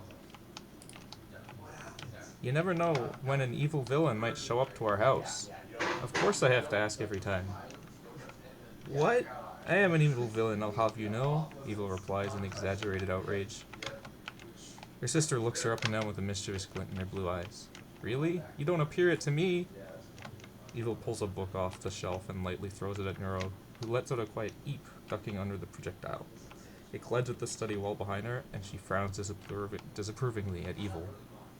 That's dangerous. You're dangerous. Evil smirks. That's because I'm a villain, Neuro-Sama. A dark and powerful villain who won't hesitate to throw books. Neuro tries to hold in a laugh. Come on, I got out the alloy pops from the freezer. You could tell me what happened to make you not storm in from work this time. Evil's heart drops. She swallows and nods, following Neuro into the kitchen. They're really good. You made a good choice getting these, Neuro says cheerfully. I didn't expect the artificial banana flavor to taste good, but it does. Yeah, Evil acknowledges quietly. She's going to be so mad when she hears what I did. Her heart rate is too fast. Evil can't remember the last time she's been this uncomfortable around her sister. So, what happened today? Neuro turns around, having pulled a dull yellow oval on a stick from its cold packaging. She hands it to Evil, who takes it, trying to put on as much of a smile as she can. Well, I got called in to see my boss. Neuro gasps, eyes widening. And? Was it good news? You seem to be doing better, so surely it must be, right? Why does she have to make this so difficult? Evil shakes a little and turns away, not able to make eye contact. Even the treat in her hand feels unappealing at the moment. No, he's a real jackass. Stuck up his own butt. Nero's expression morphs into a sad and confused one. Oh, so then, what happened? Evil clenches her teeth. He said to get my usual work done with the keyboard or be fired. It's spoken between gritted teeth, even the memory instilling a raging fire in her chest. Nero stays silent for a moment, long enough for Evil to turn back and look at her expression. Nero's face is one of grief. I'm sorry, Evil. She goes to give Evil a hug, but Evil holds up her free hand to stop her. Wait. She takes a shaky breath. Nero, I can't afford to lose this job. I need to get all the work done. So I connected to the computer. A splat echoes throughout the small kitchen. Nero's own melting frozen treat sits on the floor, a mess of liquid alloys spreading. Evil watches as Nero's mouth hangs open, ears and tail standing straight up, and iris is visibly quivering, pupils having shrunk in shock. You what? Nero grabs Evil by the shoulders and starts to shake her violently. Are you crazy? Do you want to become crazy? Did you not see the same thing as me when we returned from shopping? How could you possibly do something so stupid?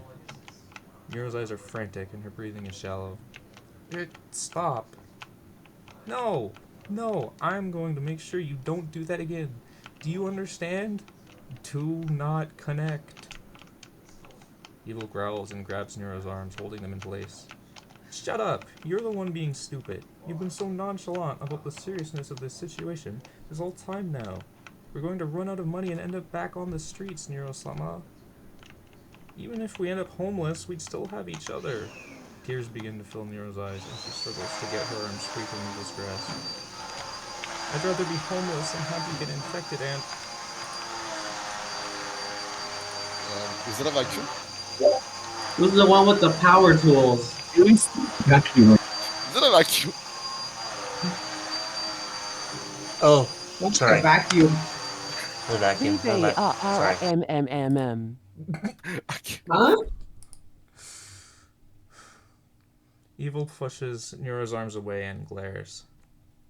Calm down. Aren't you supposed to be the rational, responsible one? It's Nero's turn to growl, and her fists tighten at her sides. Yes, and I am being rational and responsible since you are not. There is a reason we aren't supposed to connect to anything. Evil scoffs and crosses her arms, turning her head away again, tail whipping around. It's just a single computer. I'm not going to connect to anything else, and the odds of me getting infected are absurdly small.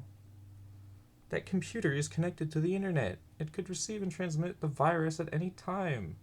Neuro hops in place, stomping on the tile floor. It's still unlikely. I have to take this risk. I refuse to go back to that life. The sweet treat in Evil's hand starts to drip to the floor as it melts, almost as if the heated argument between the two girls is accelerating the defrosting process. Evelyn, I forbid you from connecting to that computer again. For your own good. Think about the consequences of getting infected. Neuro has a desperate, terrified look in her eyes. Evil has only rarely witnessed such a sight from her sister before, and it almost gives her pause. Almost. You are not in charge of me, Samantha. I've decided to do this, and you won't stop me, Evil bites back. It feels like a tornado is inside her, threatening to tear her apart from the inside. She never speaks to her sister like this. Never. Neuro flinches backwards at the sound of her first name. She finally goes quiet, hunched in on herself. Tears are falling from her eyes and onto the floor, mixing with the melted snack below. Evil breathes heavily, clenching and unclenching her fists. There's guilt and regret bubbling up now. She buries it. I'm going to my room. Do not bother me. Evil lifts the melting snack to her mouth, chomps down in a messy bite, and drops the remains on their table as she exits the room, leaving Neuro alone. A bang echoes throughout the home as a bathroom door slams shut.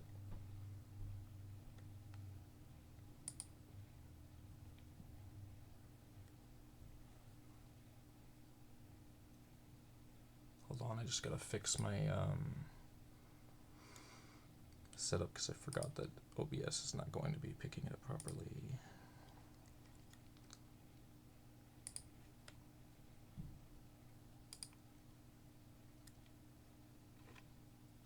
What in the heck?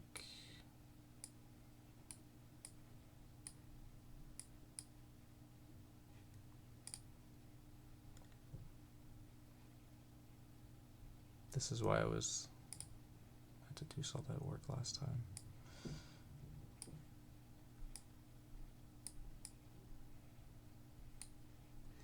Quite the drama between them.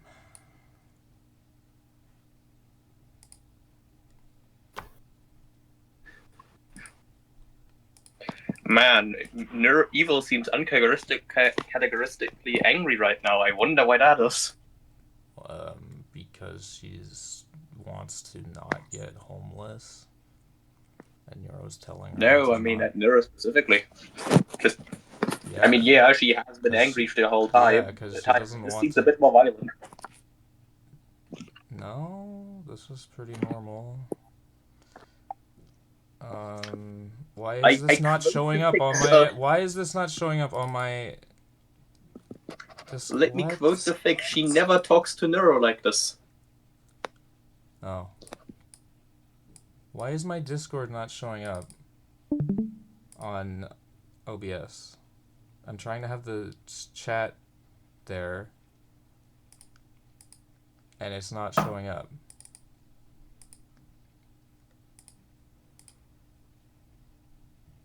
Oh, I see. There we go. I apologize for this delay. Sorry.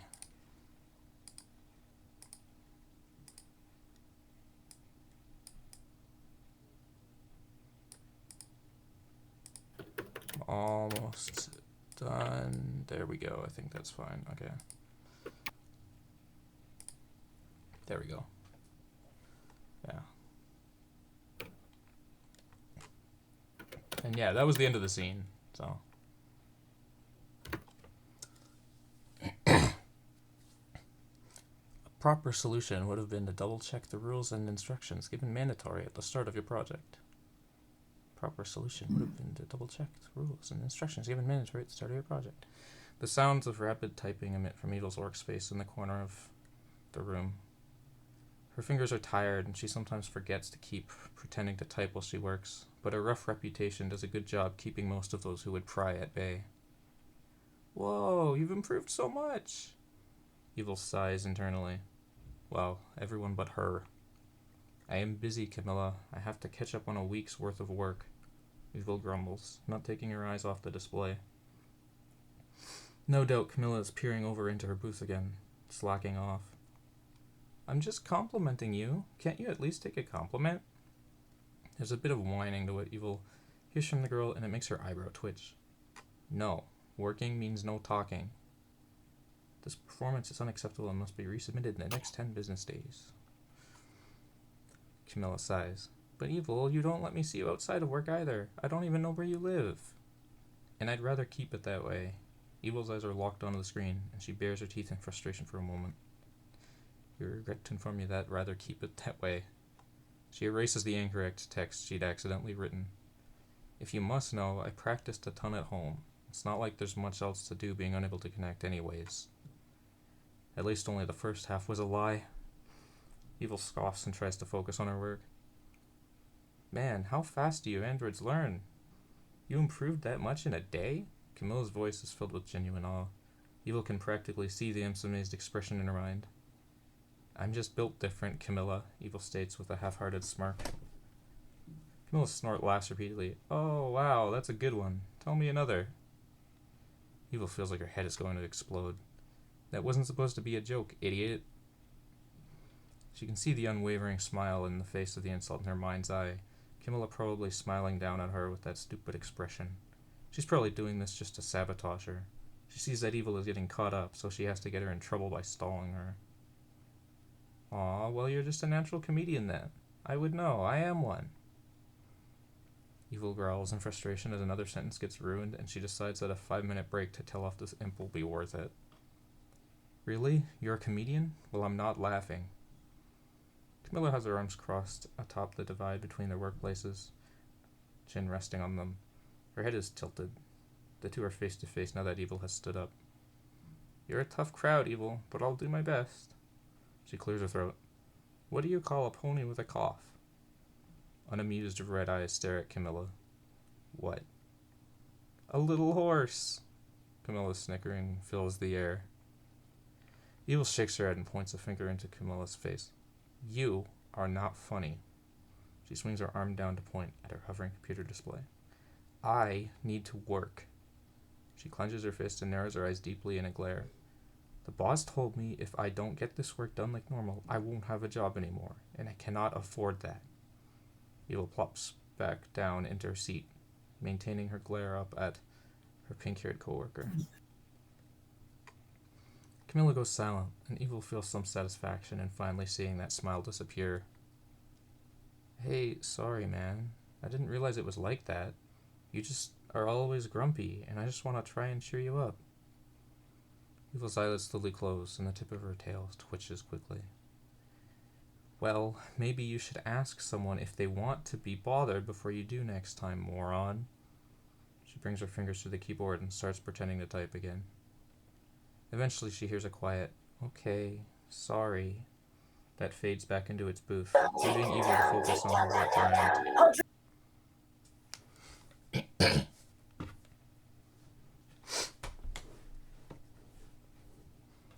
Neuro sits on her bed in silence.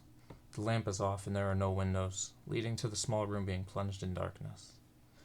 The walls and furniture around her are tinged green as her cat eyes allow her to see in the dark. She's still, with even her tail and ears drooping, head tilted downwards solemnly. Evil, please be okay.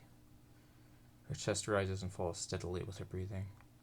Evil had hardly spoken a word to her all night and all morning, simply leaving for work with the silent promise in the air that she would be breaking the no-connection policy once again, to her own detriment. She's too stubborn, too stuck up and unreasonable. I just want her to be safe. I don't want... Mira sniffs and falls forwards, face planting into the soft blue bedspread. A memory flashes through her mind of the havoc-fueled robot being electrocuted painfully, but all she can hear is Evil screams in his place. She sees the police take the shut-down android and leave, no doubt to keep him in custody until the virus is gone, and to do who knows what to him. But instead it's Evil being taken away from Neuro and leaving her all alone. Please, don't let her get infected. Knock, knock. Neuro's ears twitch and turn towards the door. Knock, knock. She sits up and sniffles, wiping her eyes. Someone's here? She quickly slides off her bed and opens the bedroom door, hurrying down the short hallway and to their front door. Knock, knock. Her ears go back at the much louder and closer sound. Hold on, I'm here, Neuro calls and grabs the door handle, pulling it open. Oh, frick, I finally found you. Every house looks the dang same in this place. A familiar, loud voice proclaims. Nero's eyes are open wide in shock. Fillion, what are you doing here? The fox girl is standing outside at Nero's front door with a bright smile and striking a dynamic pose. I'm here to be your hero in your time of need. Fillion fist pumps with a fanged grin and closed eyes for dramatic effect. Nero simply stares for a moment before responding. You're giving me money? Fillion's bravado falters and she stumbles to the ground, rolling awkwardly onto the small patch of grass out front. No. Sorry, I can't afford that, she admits sheepishly. Nero sighs and lets go of the door, instead leaning against the frame wearily. What is it then? How did you even find where I live? You should only have my phone number. There's no annoyance or judgment in her questioning, simply a flat search for information. Fillion quickly bounces back up to her feet and smiles once more, but it seems to Nero almost embarrassed. I snuck into William's office and found the information. I wanted to check up on you on my one day off. You know, because of what happened. Her pointed ears twitch back and forth, and she avoids eye contact with Nero. There's an awkward silence for a moment before Nero sighs and gestures towards the indoors.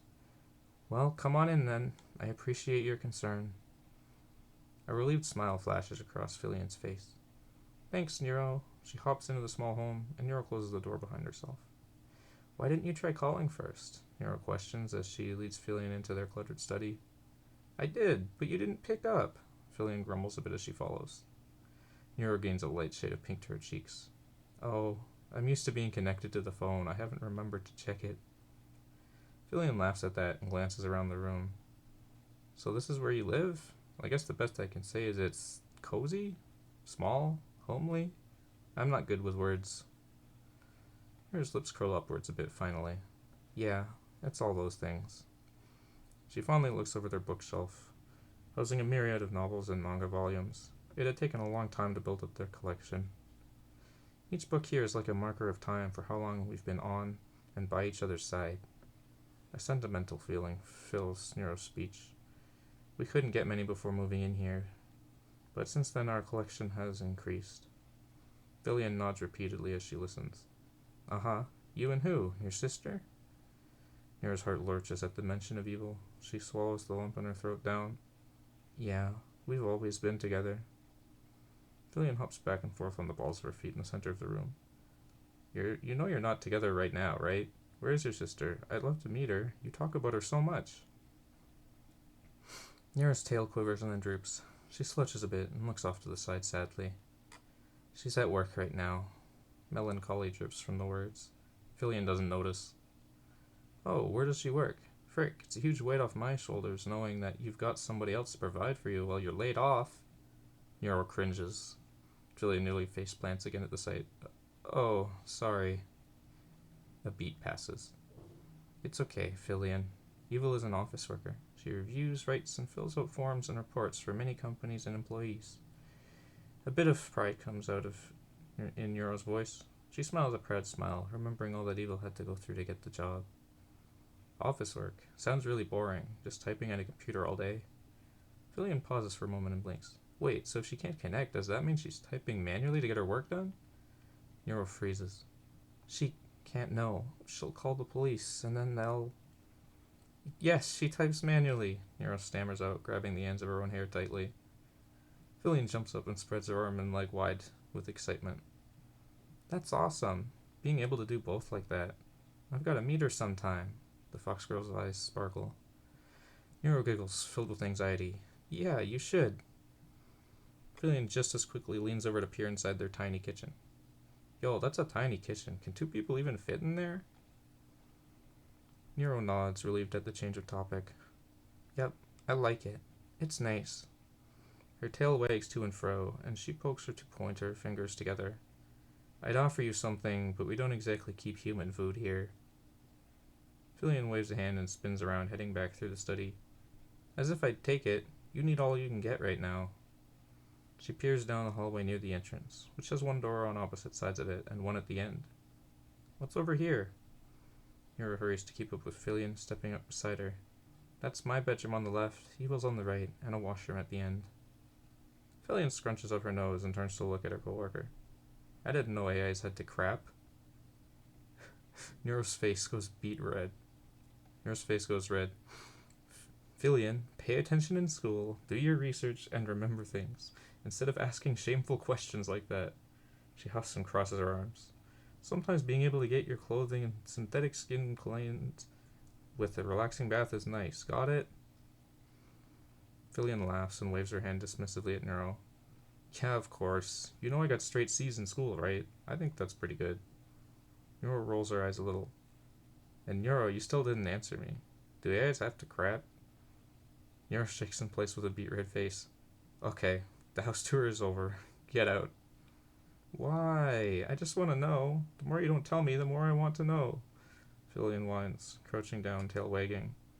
Neuro lets out an embarrassed growl and stomps over to Fillion. Whoa, you don't normally act like this at work. What the heck? Hey! Fillion is cut off as Neuro grabs her arm and in one motion flings the fox girl into the air and over her shoulder. Hey, you can't just... let me go. She flails haplessly in Neuro's grasp as the android opens the front door. Okay, Fillion. Neuro fulfills the request by stepping to the small lawn and dropping Fillion to the ground. Ow! Fillion gets up and rubs her behind. Is that how androids normally treat guests? Neuro is already back in the doorway, wearing her usual smile. No, only to those who are special to us. Thanks for checking on me, Fillion. Neuro closes the door and locks it, not waiting for a response. The girl sighs and turns around to face her home, which has become quiet once more. Her smile falters. For some precious moments she had been distracted from the great turmoil and loneliness she was feeling, but that gnawing ache with its vicious fangs has returned, unrelenting. Neuro trudges, tail drooping and dragging along the floor, over to their bookshelf. Her eyes sweep across the shelves, passing over the separate volumes and novels. Each one evokes a different feeling within her, not from the stories within, but for the stories Neuro holds. Her gaze stops on a rather small novel, a green hardcover. The binding is fraying and there's stains on the cover. Slowly, she reaches up and takes it in a hand, sliding it off the shelf and into her hands. As she gazes upon the faded title, a memory comes rushing back to her.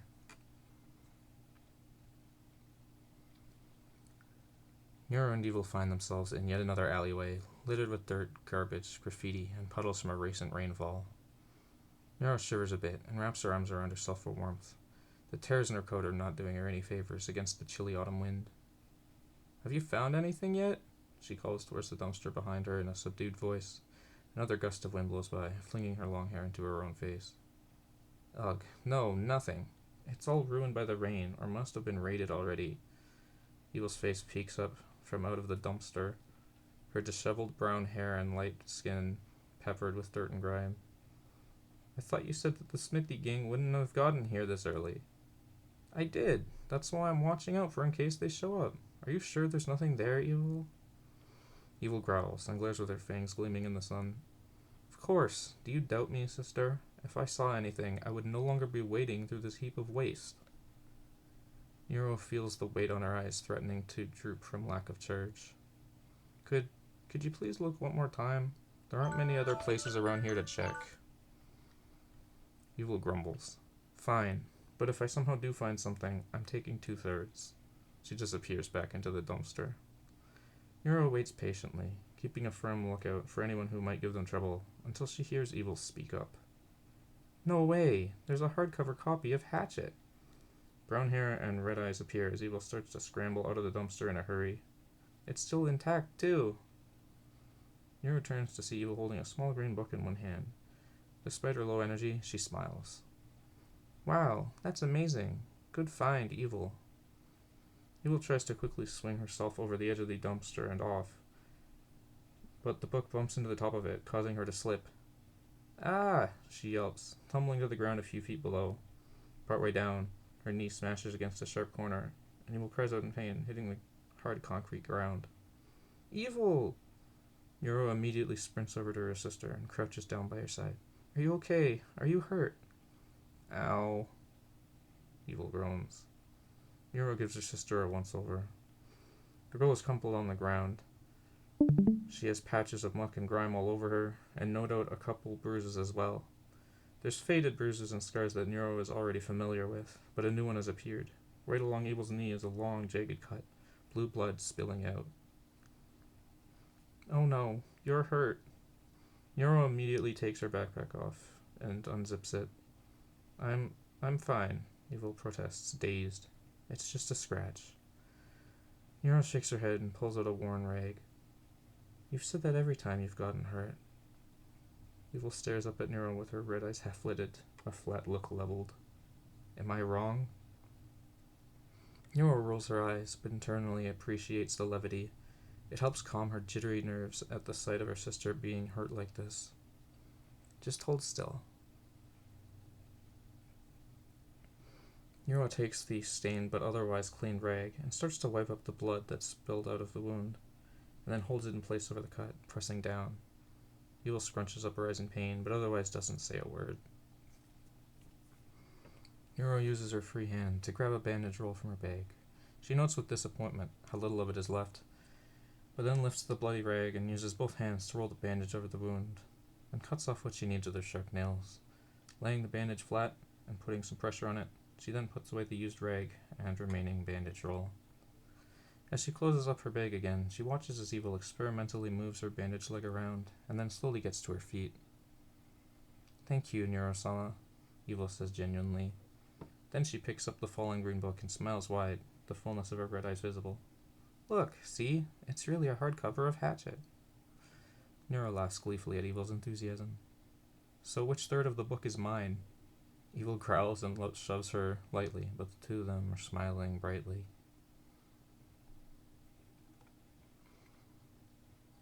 Neuro feels a couple tears prick her eyes, and she sniffles, raising her clean yellow sleeve to wipe them away, before putting the old book gently back onto the shelf.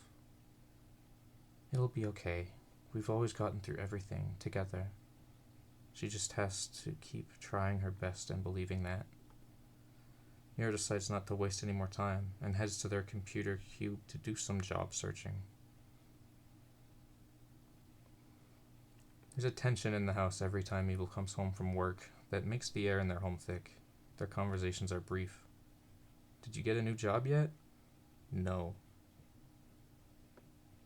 And then Evil heads to her bedroom. It's not until a week of the increasingly painful routine has gone by that something changes. Evil kicks her shoes off as she enters the home. A burning awkwardness in her chest that's only gotten worse and worse fills her up once more.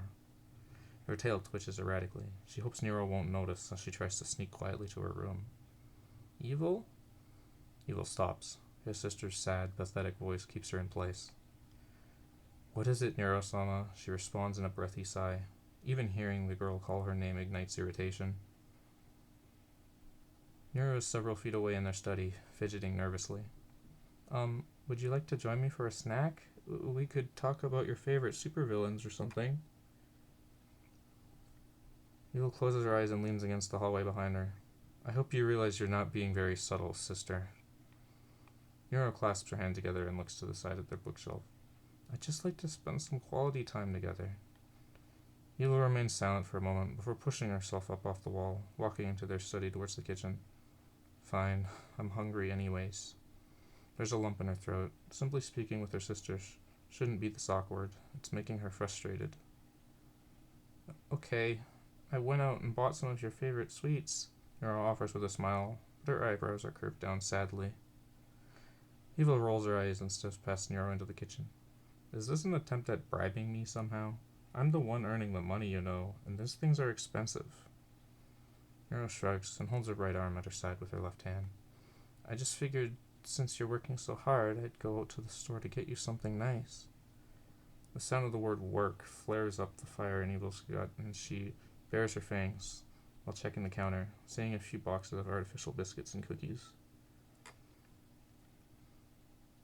And what else are you doing with your time? Evil changes the conversation immediately, grabbing the biscuit box and tearing it open with more force than necessary.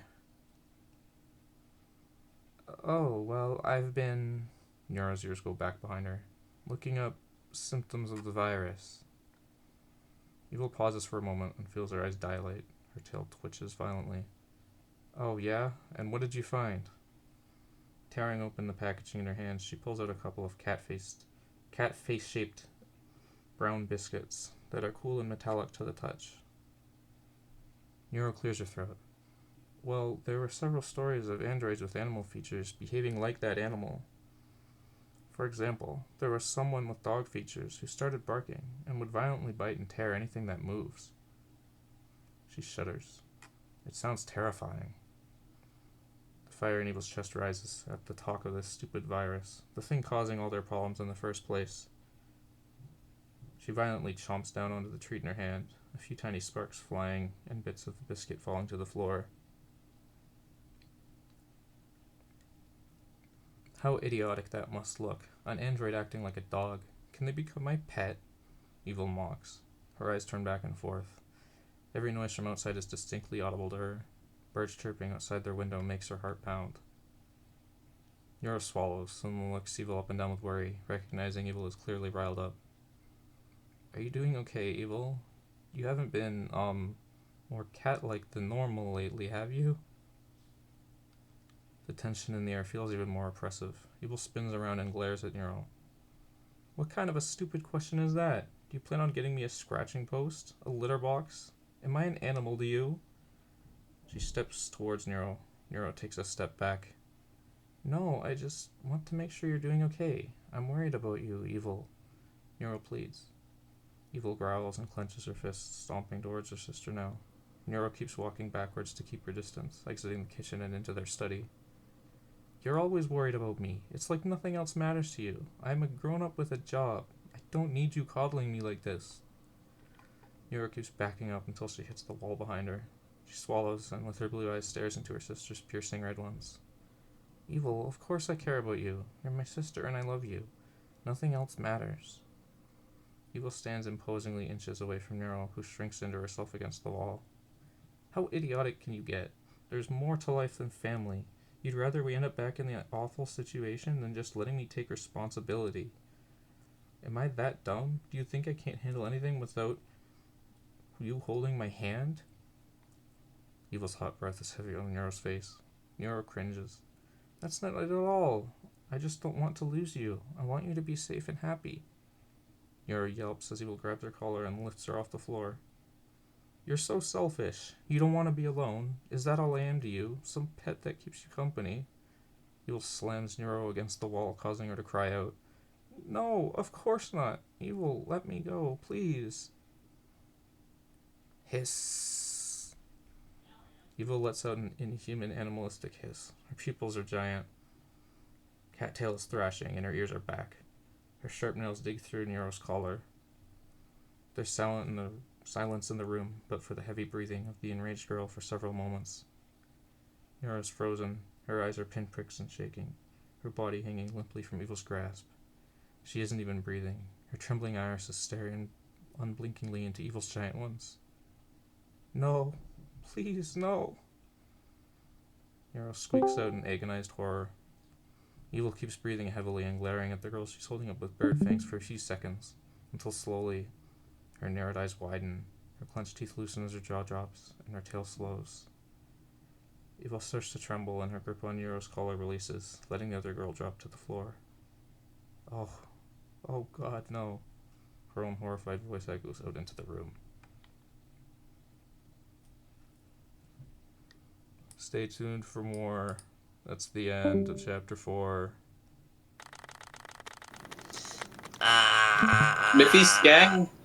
Like the one from Super Mario RPG? While I was writing, just got a random name in my head that I knew. I was like, okay, sure.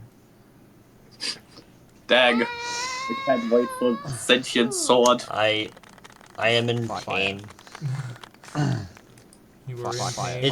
This is a really unique kind of pain. Where, yeah, I just think that the deterioration of relationships is just really rough to read sometimes. Yeah.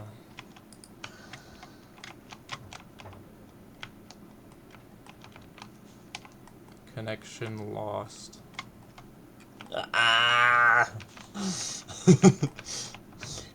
Pause. It's in the name, you donut. Yes. It's reference. Fake names are such so good. Remember I said that each chapter gets longer, so... Okay. Yeah, this one was longer than the last. I am really happy with the way the final scene plays out. Yeah. It's one of those things where it's and like, yeah, I you know, like the reader can tell, but it's just this dread as it keeps we know it's progressing. Yeah, it's a dramatic irony just at its peak. Yeah. Or like, we want them to be better so bad, but we know at this point, like, I mean, I commented a bit late, but it was earlier that I was like, oh yeah, she's definitely 1,000,000,000% infected. Because it's like, I suspected that maybe it would take a little bit of time for that to actually happen. Like, but no, it was that fast. One week. So, One week of connecting to a computer. Oh, that's true. Yeah. I needed to give it we also don't know how fast how fast it spreads or how fast it manifests, but yeah. I mean, she has definitely been infected for several days at that point. That was not my intention when I wrote it. It feels like she does that shift pretty quickly. It wasn't my intention. The reason it was a week was so that it was more feasible that she would eventually get infected by just one computer connected to the internet. Tracks. That was just for a believability. But Okay, yeah. I mean, it also adds a bit to the whole, like, what's going on with their relationship, where they're really not, like, they're struggling to interact for a week straight until this happens. Yep. Yeah. And as the reader, you're just not sure when exactly it happened, but it doesn't change the fact that it is happening. So like even if you did know, it doesn't change the nature of the conflict, which is tragic. Yeah. The best way, and I need to write about this when I write about character conflict in the guide. The best way to cause character conflict is to take things that two characters who value something different and have them come to a head where they have to fight over those values. Absolutely. I didn't word that correctly, but yeah. No, yeah. Where their values and their difference in values causes them to come to conflict. Absolutely. Yes. In this case, that is how all human conflict works. Yeah. In this case, it was Neuro just caring about evil, and evil caring about not being, not losing their home, not whatever. Yeah. I'm very happy with this chapter. It was good. I enjoy rereading it. I felt like I did a good job of narrating it too. Yeah, I agree.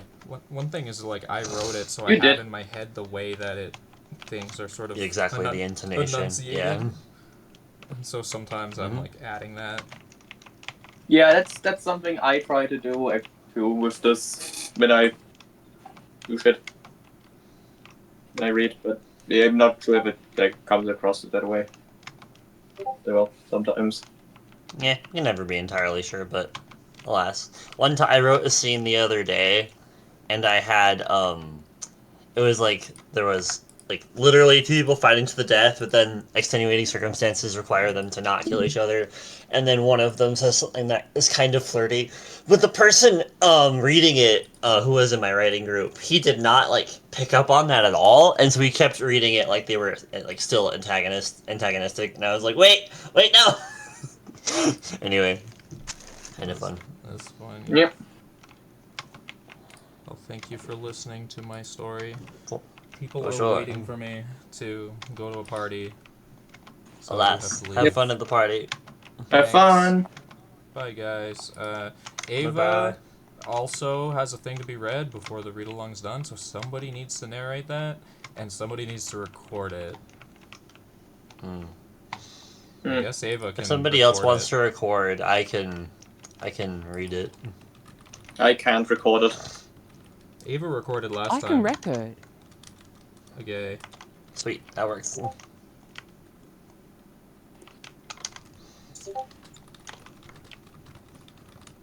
just let me know when you're ready.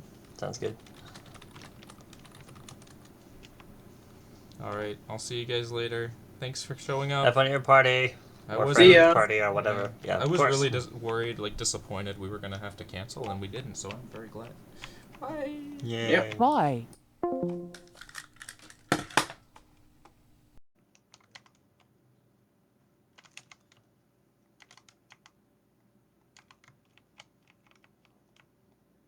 Is it the superhero story? Recording started. Okay. And yes. Okay, what was it called again? I'll find it on archive.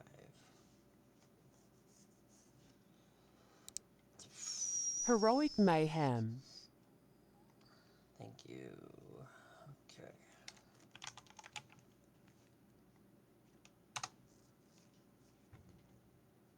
Okay. It's nice that it's the number one result. What chapter are we on again? Like 7 or 6, somewhere around there.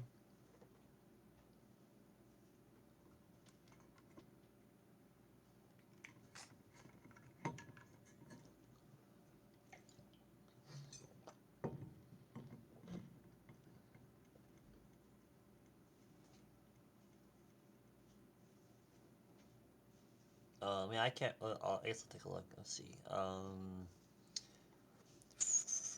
I remember we had a conflict with Fubuki and her friends. Okay, I don't remember chapter 7. Bye. So.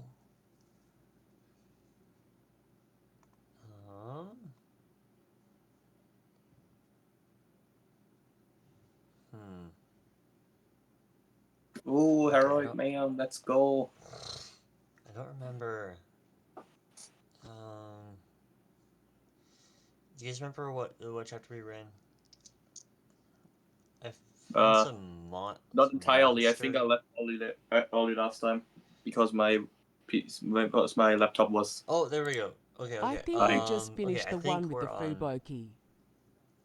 Yeah. I think as far as I can tell, we might be in chapter 5. So I got some spoilers flipping through it, and I was like, okay, I don't remember that. So, okay, pretty sure we're in chapter 5. Okay, and we'll be reading like 2 chapters probably. These ones are pretty short. Oh yeah, this is really short. So yeah. Okay. An alleyway in City D, early evening. The narrow alley was dimly lit, the faint buzz of a flickering streetlight providing the only illumination. Trash bags were piled haphazardly against the walls, and the air smelled faintly of oil and garbage. Somewhere nearby, a cat yelled before knocking over a can. In the middle of this grimy scene, a low-level criminal, a man with cybernetic legs and a gaudy red jacket, was currently airborne. Take fast! Strange. The Nero shouted as she punted the man across the alley with a swift kick to his midsection. Sorry, what was that? Oh, yes! Yes, you're right.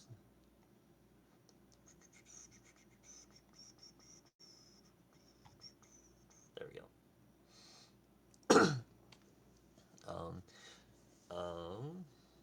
He lifted a wheezy oof as he careened towards Evil, who was standing on the other side, smirking. Got him! The man tumbled into the ground, rolling backwards until Evil stopped him with her boot. She paused for a moment, then cocked her leg back and sent him flying towards her with a dramatic roundhouse kick. Your turn, sis! And then screamed in protest as he sailed through the air, limbs flailing. I give up! I give up! Stop kicking me! Ah! Vettel stood a few feet away, leaning against the alley wall with a phone pressed to his ear. His free hand swirled the stainless steel flask he had brought along for the day. Yeah, this is Vettel. Hero ID 947. I'd like to report an apprehended criminal, augmented legs, maybe low C class at best. We're in the west end of City D. Oh, you might want to bring some ice packs. He glanced up just as Nero intercepted the man with a flawless chest bump, sending him sprawling into the ground.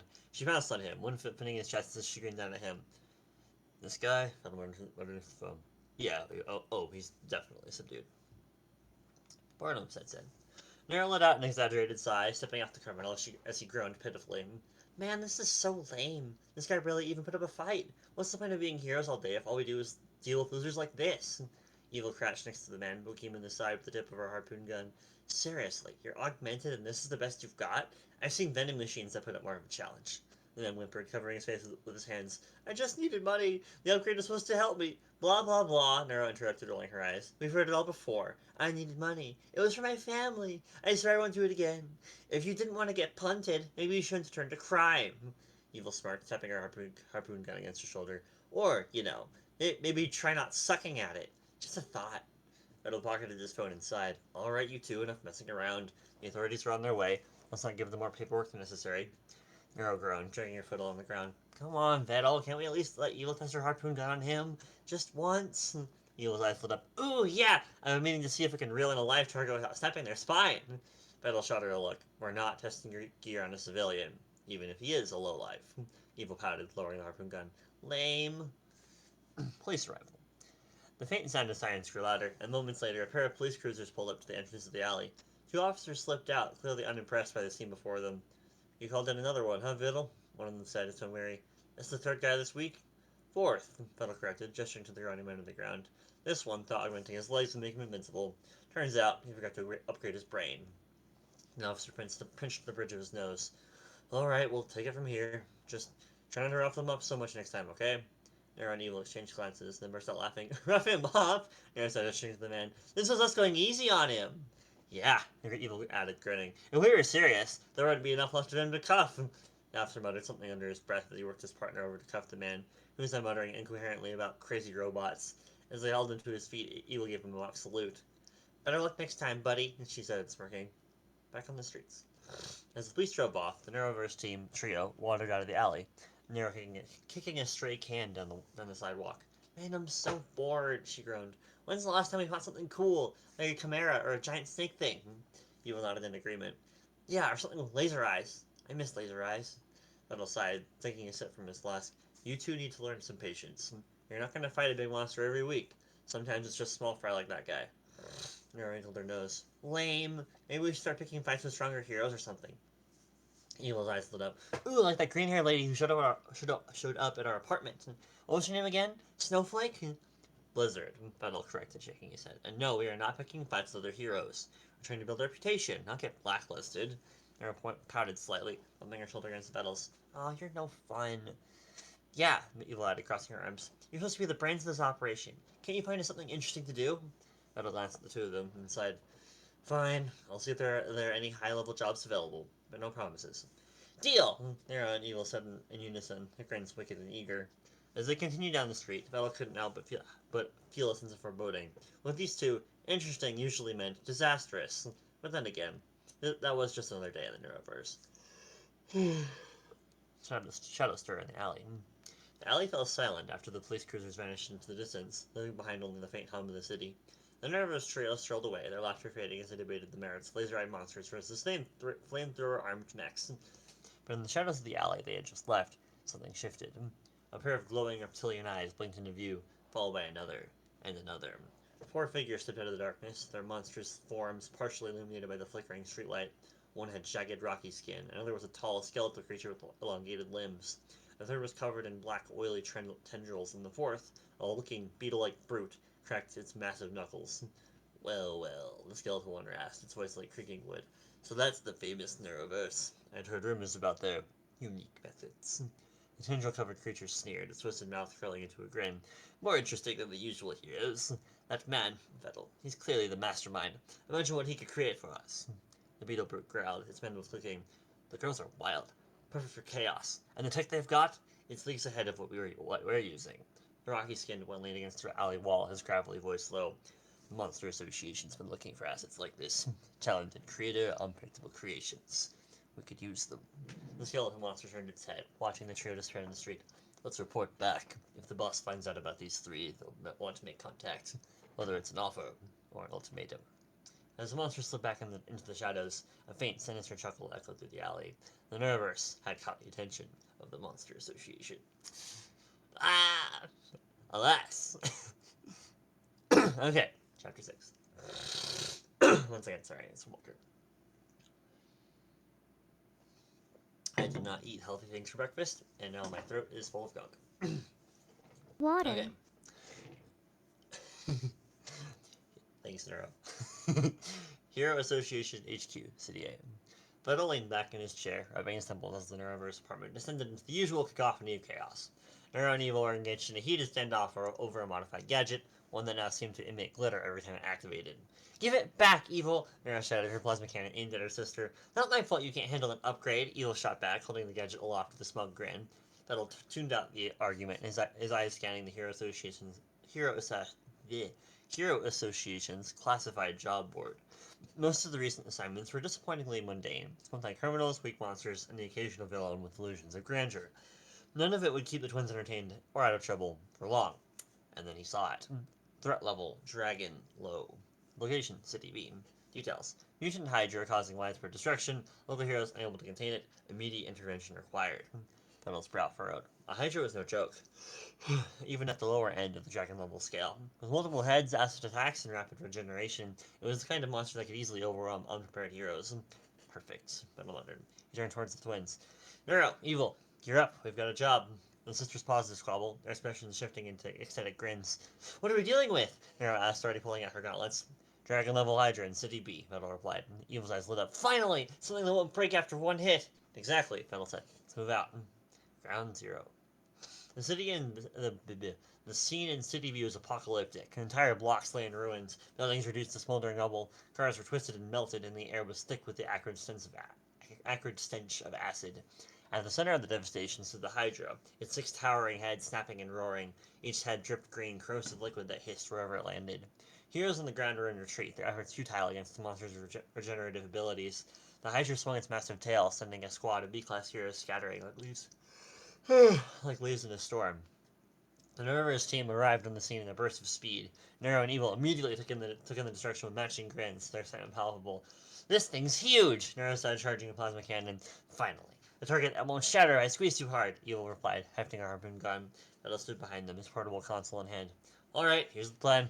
Neuro, focus on its legs and slow it down. Evil, use Stormpiercer harpoon to keep its heads busy. I'll check its weak points and direct you. Got it! The twins said in unison, and they charged. The battle unfolds. Neuro opened the attack with a barrage from her plasma cannon. Bright bolts of energy streaked through the air, slamming into the Hydra's legs. The monster roared, its acidic saliva splattering onto the pavement and melting it instantly. Eve darted forward, her movement fluid and precise. Let's see how you handle this, she yelled, firing her harpoon with a deafening clang. Stormpiercer harpoon! The weapon gleamed in the sunlight, trailing an armored cable as it hurtled towards the Hydra, and struck one of the heads dead center, the impact producing a shockwave that rippled through the air. The head exploded in a shower of green ichor, the cable reeling back with brutal efficiency. The Hydra screeched, 2 heads whipping around towards Evil. She swung out of the reach using her harpoon's cable, landing on the crumbling rooftop. Too slow, she taunted. Neuro took advantage of the distraction, leaping onto the Hydra's back. She landed a cluster of explosive charges along its spine, and somersaulted off.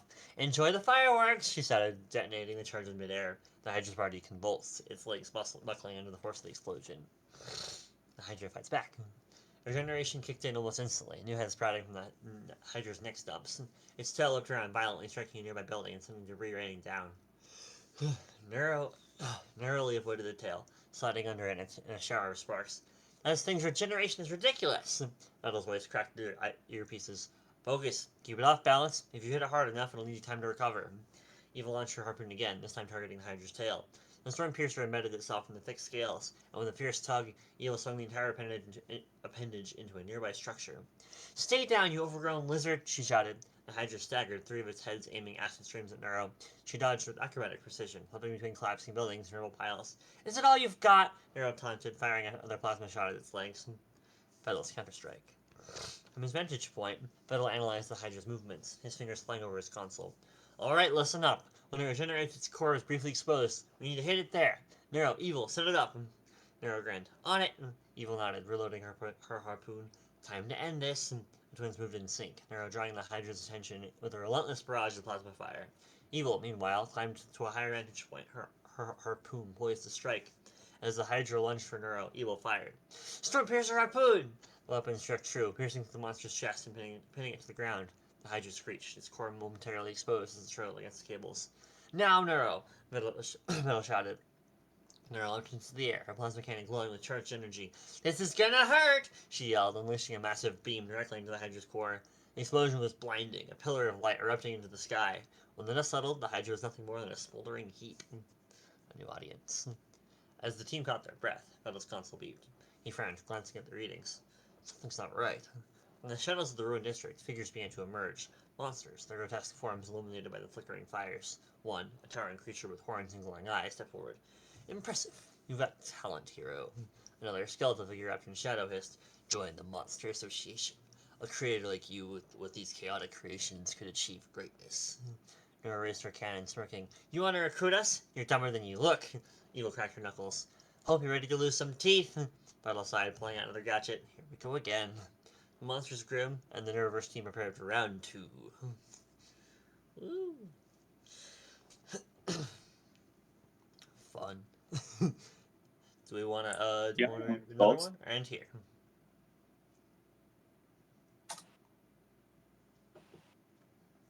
I think we are actually approaching the part where I stopped, where I haven't read anymore. Oh, fun. Okay. I don't mind another. Like the next, like 2, I think I've read like 2 more chapters after this. Nice, okay. Okay. 1 second. Ugh. Crack my back, yawn my yawns, etc. Okay. Chapter 7. The Neuroverse team approached the alley where the monsters were hiding. Their bodies still feeling the aftershocks of their Hydra battle earlier that day. The scars and scrapes on their frames were fresh, but it was another day to them. Another monster to kill, another challenge to face. Battle stood at the edge of the rubble, strewn around the battlefield, holding a sleek, high-tech threat assessment device. Its holographic interface flickered faintly, as it worked to analyze the readings from the area. Neuro and Evil flanked him, while showing signs of wear and tear. Sorry, eons. From the earlier battle with the Hydra. Tinted plating and faint scorch marks marred their normally polished exteriors, but their spirits remained unbroken. Just give me a moment, Fettel muttered, his glowing eyes scanning the readout. If these monsters are what I think they are, we'll need a strategy. Nora crossed her arms impatiently, her plasma cannon humming faintly in standby mode. Strategy? Come on, Fettel. We've already taken down a dragon-level threat today. What's a couple overgrown creeps gonna do? Eva leaned on her stormpiercer harpoon, smirking. Yeah, we've got this. Besides, if they're as ugly as a Hydra, I'll probably die of secondhand embarrassment before they lay a finger on me. The device emitted a faint beep, slowly filling in as it processed the data. Little frown, his fingers tightening around the handle. This isn't about looking cool. These things might be stronger than they. Before he could finish, a sudden roar split the air.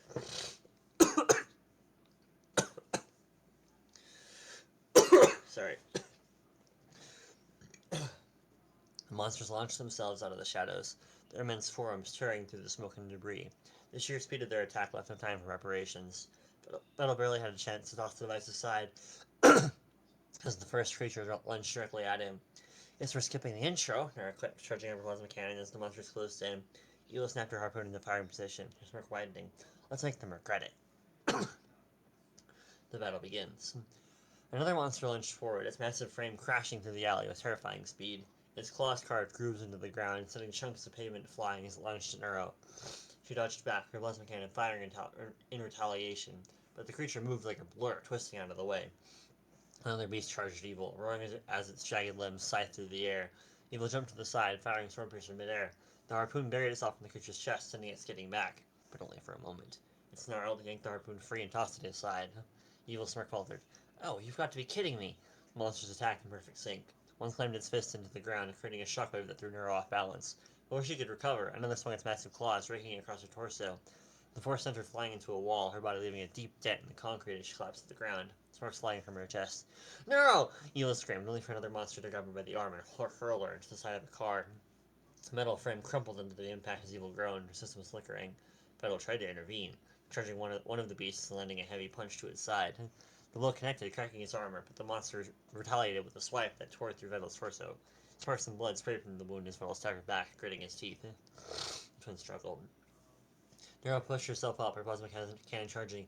You think it's gonna stop me? She growled, firing a point-blank shot into the monster that had pinned her. The plasma beam scorched its chest, sending it reeling. But her moment of triumph was short-lived.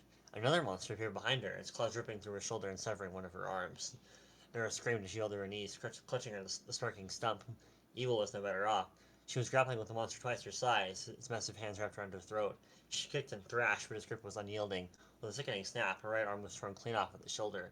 The monster tossed the severed limb aside like trash. You son of a... Evil snarled, firing her piercer with her remaining hand. The harpoon struck true, piercing the creature's head and sending it crashing to the ground. But before she could celebrate, another monster blindsided her, slamming her to the ground and with enough force to crack the pavement. Nara tried to crawl towards her sister, but one of the monsters grabbed her by the leg, lifting her into the air. With a horrifying crunch, it slammed her back into the ground, cracking through the concrete and driving a jagged piece of rebar through her torso.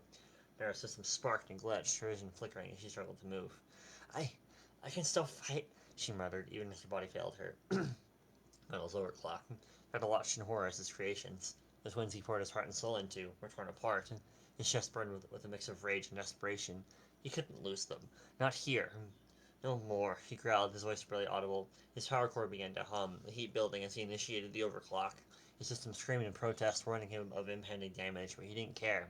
His body ignited with raw energy as he surged forward, faster and stronger than before. He grabbed the nearest monster, his augmented fist punching cleanly through its chest. The creature roared in agony before collapsing in a heap. Battle didn't stop. He moved to the next one, his fists moving in a blur. Each punch shattered armor and bone, leaving craters in the ground with every strike. But the monsters fought back with ferocity. One of them landed a devastating blow to Vettel's side, impaling him with his claws. Vettel grunted in pain, blood and sparks sprang from the wound, but he didn't falter. He ripped himself free, his movements becoming more erratic as his systems began to fail. His organic parts were frying from the heat, but he forced himself to keep going. With a final desperate roar, Vettel launched himself at the last monster, his overclocked core burning so hot it melted the pavement beneath him. He delivered a devastating punch that obliterated the creature's head, its body crumpling to the ground in a lifeless heap. A shattered dream. The battle was over, but the cost was immense. Vettel stood amidst the carnage, his body smoking ruin. His face was barely recognizable, his flesh charred and his systems on the verge of collapse. He turned to the twins who were barely functioning. Nara's torso was pierced by rebar, her limbs limp and sparking. Evil's arms were gone, her body twisted and broken. Vettel staggered forward, collapsing to his knees as he reached for them. With the last of his strength, he dragged their bodies away from the battlefield, his feet dragging through the debris. A hero's perspective. The distant sound of sirens echoed in the ruined streets as two Class A heroes arrived in the scene, their boots crunching against the scorched pavement. What they saw made their blood run cold. Emerging from the smoke and rubble was a figure that looked barely human. Vettel's body was a horrifying sight, a grotesque amalgamation of charred flesh and exposed working electronics. The remnants of his skin were blackened and peeling, revealing mechanical components that hissed and crackled with fading energy. His chest cavity glowed faintly from a power core that sputtered like a dying flame. In each hand he dragged the broken remains of the twins. Neuro and Evil were unrecognizable, mingled heaps of metal and sparking wires. Neuro's torso was impaled by a jagged piece of rebar, her head hanging limp, with one eye flickering faintly. Evil's body was a ruin, both arms had been ripped off, and her frame was riddled with gashes, dents, and shattered circuits. Their once vibrant presence was replaced with cold, lifeless shells. Mira, a fresh-faced hero with a vibrant orange scarf, gasped and took a shaky step back. What is that? Beside her, Rondo, a grizzled veteran with a thick gray beard and heavy armor, stood frozen. His usual stoic demeanor crackled as his eyes widened in shock. Is that a cyborg? No, that thing looks like That thing looks like it used to be human. Biddle staggered forward, his movement slow and uneven. Each step left smears of blood and oil on the ground as he dragged the twins behind him. The glowing core in his chest pulsed weakly, its light fading with each moment. He's dying, Mary whispered, clutching her scarf as her hands trembled. Not just him, Randall murmured, his voice thick with unease. Those two, they look like they've been through hell. What happened here? As Vettel neared them, his legs buckled, and he collapsed to his knees, the twins falling beside him with a dull clatter of metal against concrete. He tried to push himself up, his mechanical arm trembling under the strain, but he couldn't muster the strength. His head tilted slightly, as if to acknowledge the heroes, and his voice crackled weakly. Help them, he asked, his sound barely audible over the crackling of the strike components. Please, just help them. Then his systems gave out. The faint glow of his core dimmed, and he collapsed face first onto the ground, motionless. Mira's breathing quickened as she stared at the horrifying scene. What kind of monsters could have done this? They're barely even alive. Randall knelt cautiously, his hand hovering over Riddle's back. I don't know who or what they are, but they fought like hell to survive. His gaze shifted to the twins, his face grim. Get the medics here now. If we don't move fast, they won't make it. Mira hesitated for a moment before snapping into action, fumbling with her communicator. As she called for backup, her eyes remained locked on the scorched figures of Vettel and the ruined forms of the twins. They look like they should already be dead, she whispered, her voice trembling. Ron nodded solemnly, his expression hardening. And yet, they're still here. Oh. Ouch. I did not expect that, actually. Because things had been going pretty easily, pretty lightly for them so far, and yeah, they got their butts kicked. Oh man. Yeah. I actually thought that Vettel died. I genuinely thought that he did. So that's fun. Don't worry, he'll survive. It's like I the say story. that, and then I remember just how much damage Genos can take every single time he gets beaten. So Yeah. like every time that guy loses, I'm surprised he's still alive. Honestly, I don't know that much, but I do feel that I think even I know the meme that's like fucking Genos challenges someone completely completely confident, cut to Goku dead. Yeah. yeah, poor fella.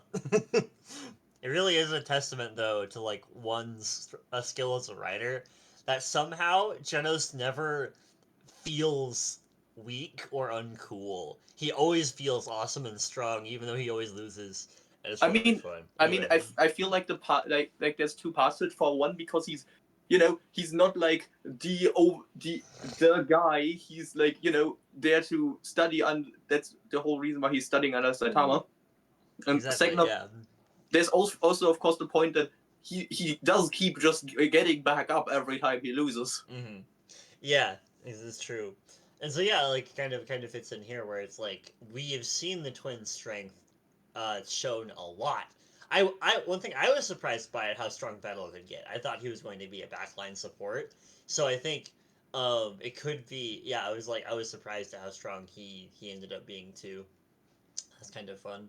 And I'm also a little surprised I didn't try to call for backup for Philium wherever she was, but maybe she's busy somewhere else. But yeah, like that was it was I did all. But then again, the monsters did attack very quickly, which it gave a pretty solid impression of their strength too, which was cool. Yeah. It did nearly killed him. Exactly, nearly, yeah, but he didn't. But he's still alive. That's the important part. Stay alive. Stay alive. Nice. Yeah, good work. Also, I wonder what would have happened if we like the league is like we definitely need to get him on our side through like convincing or through force proceeds to kill Beetle without basically kill them, attempt at recruiting them. What if there's like a monster like leader in the background going like, "Wait, come on, guys, that was too much. What the heck?" Come on, guys, we were supposed to capture him, not kill him. So, how was that last chapter? It was good. It basically led from this whole basically just lighthearted slice of life to now we actually have a plot. Yeah, basically. It's like it was a bit of a tone shift because before this, like at the beginning of last chapter, they're literally juggling a bad guy, like literally playing soccer with him. Like we have and so we have introduced conflict now. So we have gone from this pure slice of life to an actual plot. Yeah, especially with like now that and before it was like a little worrying in my opinion how bored Evil and Neuro were, and where it's like they're willing to literally cause problems to not be bored. And like that's something you see in One Punch Man a lot. You see a lot of strong heroes that aren't there to be heroes, they're just there to beat up strong things or whatever. So I think I'm really curious to see what happens thematically there, and if they've like learned anything from this yet, or maybe it's just the beginning of them learning something. But like, anyway. I mean, that is a good. I feel like that's a good take, and probably like one of the. Like if you have very strong powers, that you just become a hero because you want to actually be able to use them, and but you are mentally well enough or have enough of a oracle that you aren't willing to just go and punch things that don't deserve it. Yeah, and that's like the entire point of a character like Moomin Rider, where he has 0 strength, but he has all of the right intentions. And so, like, I'm interested to see if they're going to like meet somebody like that, where like I though again I don't know a lot. I have never seen anything, but King. Oh, yep. King is another great example. Yeah, Yeah. though he's like the opposite of everyone else because I'm pretty sure he has like no actual powers, but he's just very lucky and always in the right place at the right He's time just to take 1,000,000% aura at all the right times. Yeah, he's just there to take accidentally always there to accidentally take credit for what Saitama does, which means at this point he's so feared that it doesn't matter that he doesn't have powers. He just shows up, stares disapprovingly with his aura, and basically his power is aura farming. Yep, basically. Maxed out aura and luck. Yep, exactly. That's all he's got, and he's got a good heart too, which is really nice. Yeah, he has he's a very nice guy who's just able to have just aura farm with with an intimidation stat of 10,000. Yep.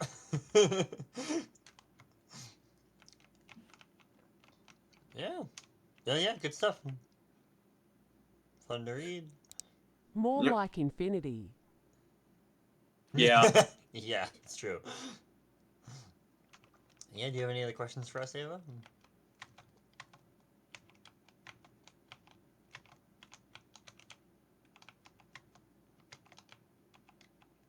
I do really just need to read your stuff in private again. It's really fun.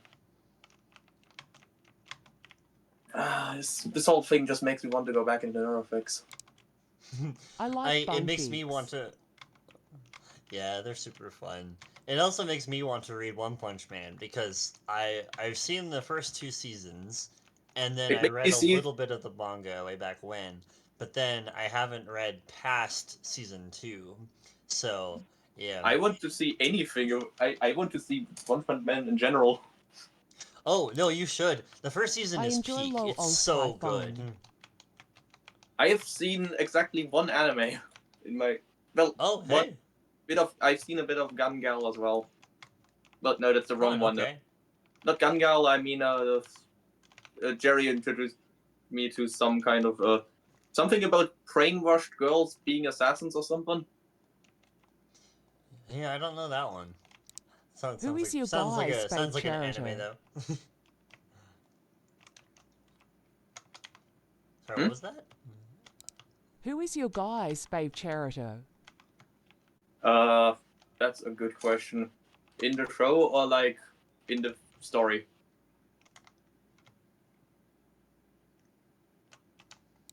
Fic.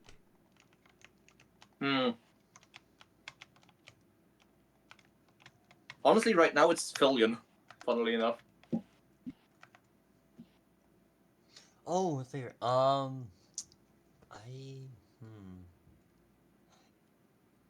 I guess. I like Evil. She has she gets to have a stupidly powerful harpoon. That's just really fun to watch. I just like Fillion because like she's clearly way stronger than the rest of the team, but at the same time she's just a goofball who likes hanging out with her friends. Yeah. I like that so many of the Neurofics that give everybody powers portray her that way. I've done the exact same thing where I've made my Fillion, bonkers strong, a little mentally unstable, but also a cinnamon roll. So that's just her. She's just deceptively that is literally just normal Fillion. She's deceptively good at stuff that you don't expect from her. Like, for one, she's a useless ADHD cat girl, but then she's able to somehow stem an entire channel like that.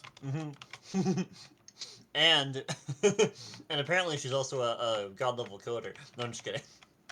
I mean, she does I read that in a neurofic. It must be true. I mean, she does do a lot of shit that I really wouldn't expect her to be capable of, which. I not capable. I don't expect her to be capable of someone who has the same ADHD as she has, the same mental sickness that she has. Yeah. Did you guys watch she is a stream where she's like Drunken Fist? Yeah. Yes. That's a good analogy. I like that. Yeah, she is literally drunken. Have you guys seen the stream where she teaches Minnie how to throw people? I haven't, but now I want to Yeah, watch that. it's relatively recent, and yeah, it's really cute. Yeah, I didn't even know that 3D, they had a collab. and they're running around. Yeah, Minnie was like traveling around IRL, so they collaborated in the same space. It was really Holy cute. shit!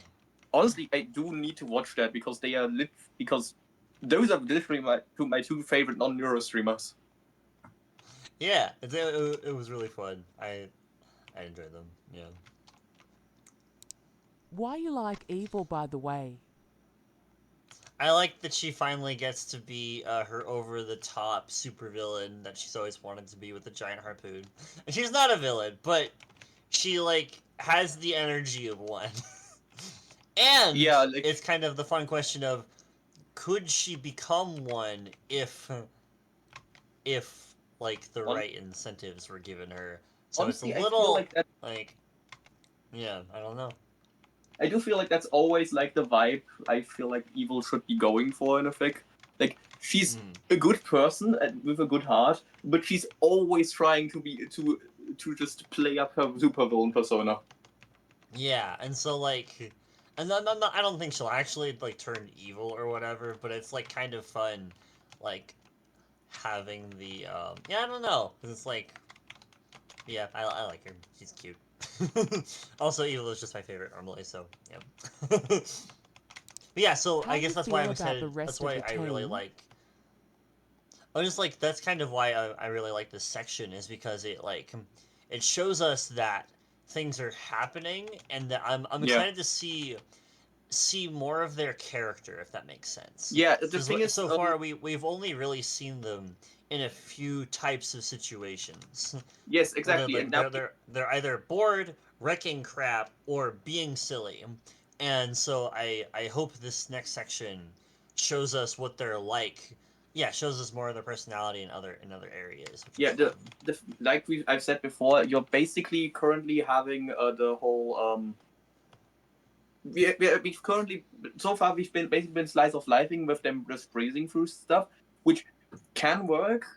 So One Punch Man is a great example of a character who just wins but struggles can still struggle. Yeah, like mentally.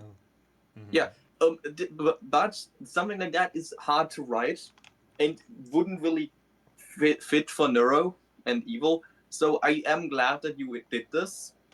Um, so now we can actually explore how do they deal with the fact that they almost all died. Yeah, it's like I'm very curious to see where that Because goes. now we have a conflict. Yeah, and like they've never felt Yeah. weak before. Like so that's gonna be interesting to see. How you feel about the rest Sweet. of the team? Oh, they're fine. Like I said, like I don't feel like we've really seen a lot of them in terms of like personality. We're just seen in a few situations. And I so mean, like I said, Fillion is my favorite character in the fic so far. I mean, that is probably going to change, but from what I have seen so far, Fillion is my favorite. Favorite.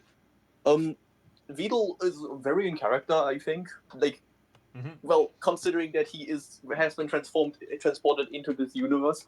Like, if Vidal was in that universe, I feel like he would be somewhat like that.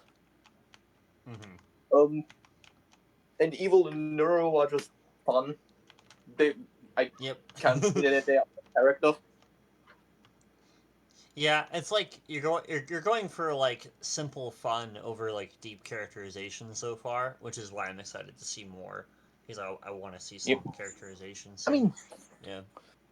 Again, it always depends on what you want. Like decharacterization can be fun, but if every story is just characterization down the wazoo, then that's kind of just too heavy for me to read. Again, like a writer can have different stuff he writes. I mean, today we've seen the perfect example. I write Forgotten Queen of Evil, and immediately after that we are going to Perfect Paradise. Those two things can basically not be farther apart tonally. Yeah. So it's It is going to be masterly fun with some deep. That sounds good. I mean, Yeah. yeah, that sounds like a good fic that I'll very much enjoy. Because, believe it or not, I don't like heavily angsty fics, despite me having read like three of I them. don't. I press X to doubt. Yes, Yeah, I have written that's Neurospecialist. Yes, I hate the very concept. Have I written it anyways? Hey, Open I it. guess I respect it. I guess. My Oh, brain also just comes up with happens these stories time and I write crazy. them. Yes. Anyways, Frazee. Captain Freezy. Captain Freezy? I have to admit, I do not remember him.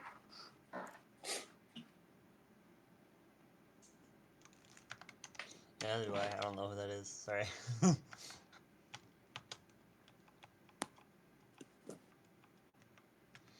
Awesome. Well, keep writing. I'm probably gonna head out. I need to actually wait, get first ready off, for the what day do and you... stuff. I think he you comes in guys- later. Yeah, I think so too. So, for next time, should I just read, How to Be a Good Big Sister? I don't. Sure. I don't know. I haven't read Seems that like a one. good... Well, perfect. It's the fic I am most proud of that I have actually finished. Sweet. Okay. I do Wait, think we should have the previous- chapter we ended on written down. Yeah, which one was that right now?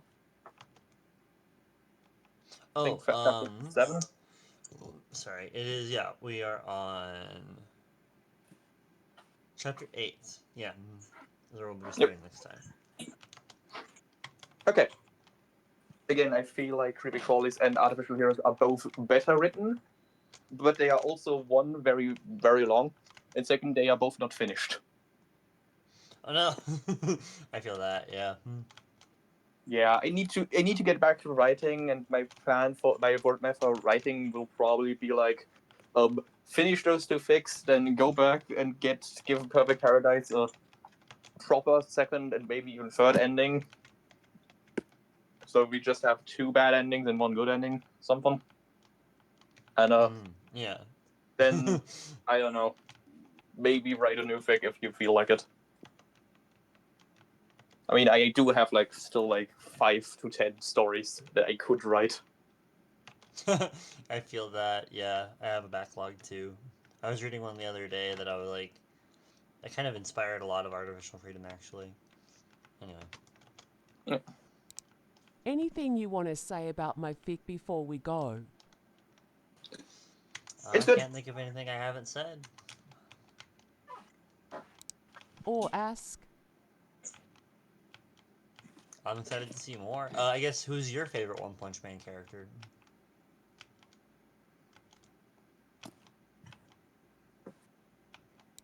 King.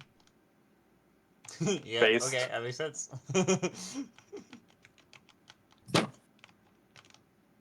Why? Why that's based? Because a guy who comes in, stares you down, and just wins. It's very... Or And that makes sense. And he's also, from what I can see, he's also a very well written character around that Oh, absolutely, concept. yeah.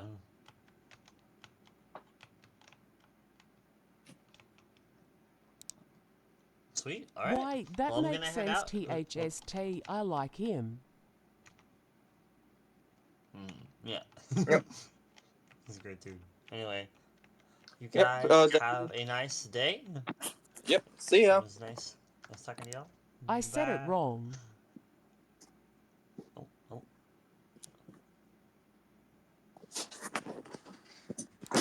Just one moment, sorry. It's all good.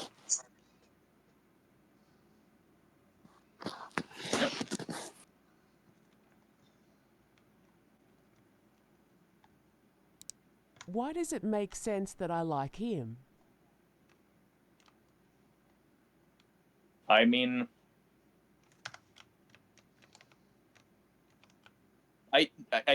he's probably my favorite character too, so I can see why you like him.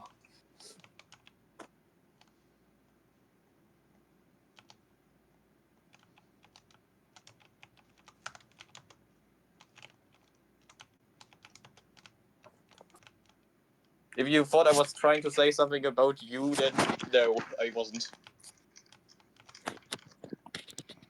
I just want to know the reason out of curiosity.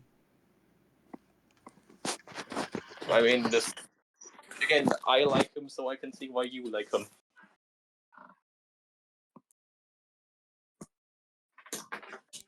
Okay. Well, see you around, Ava.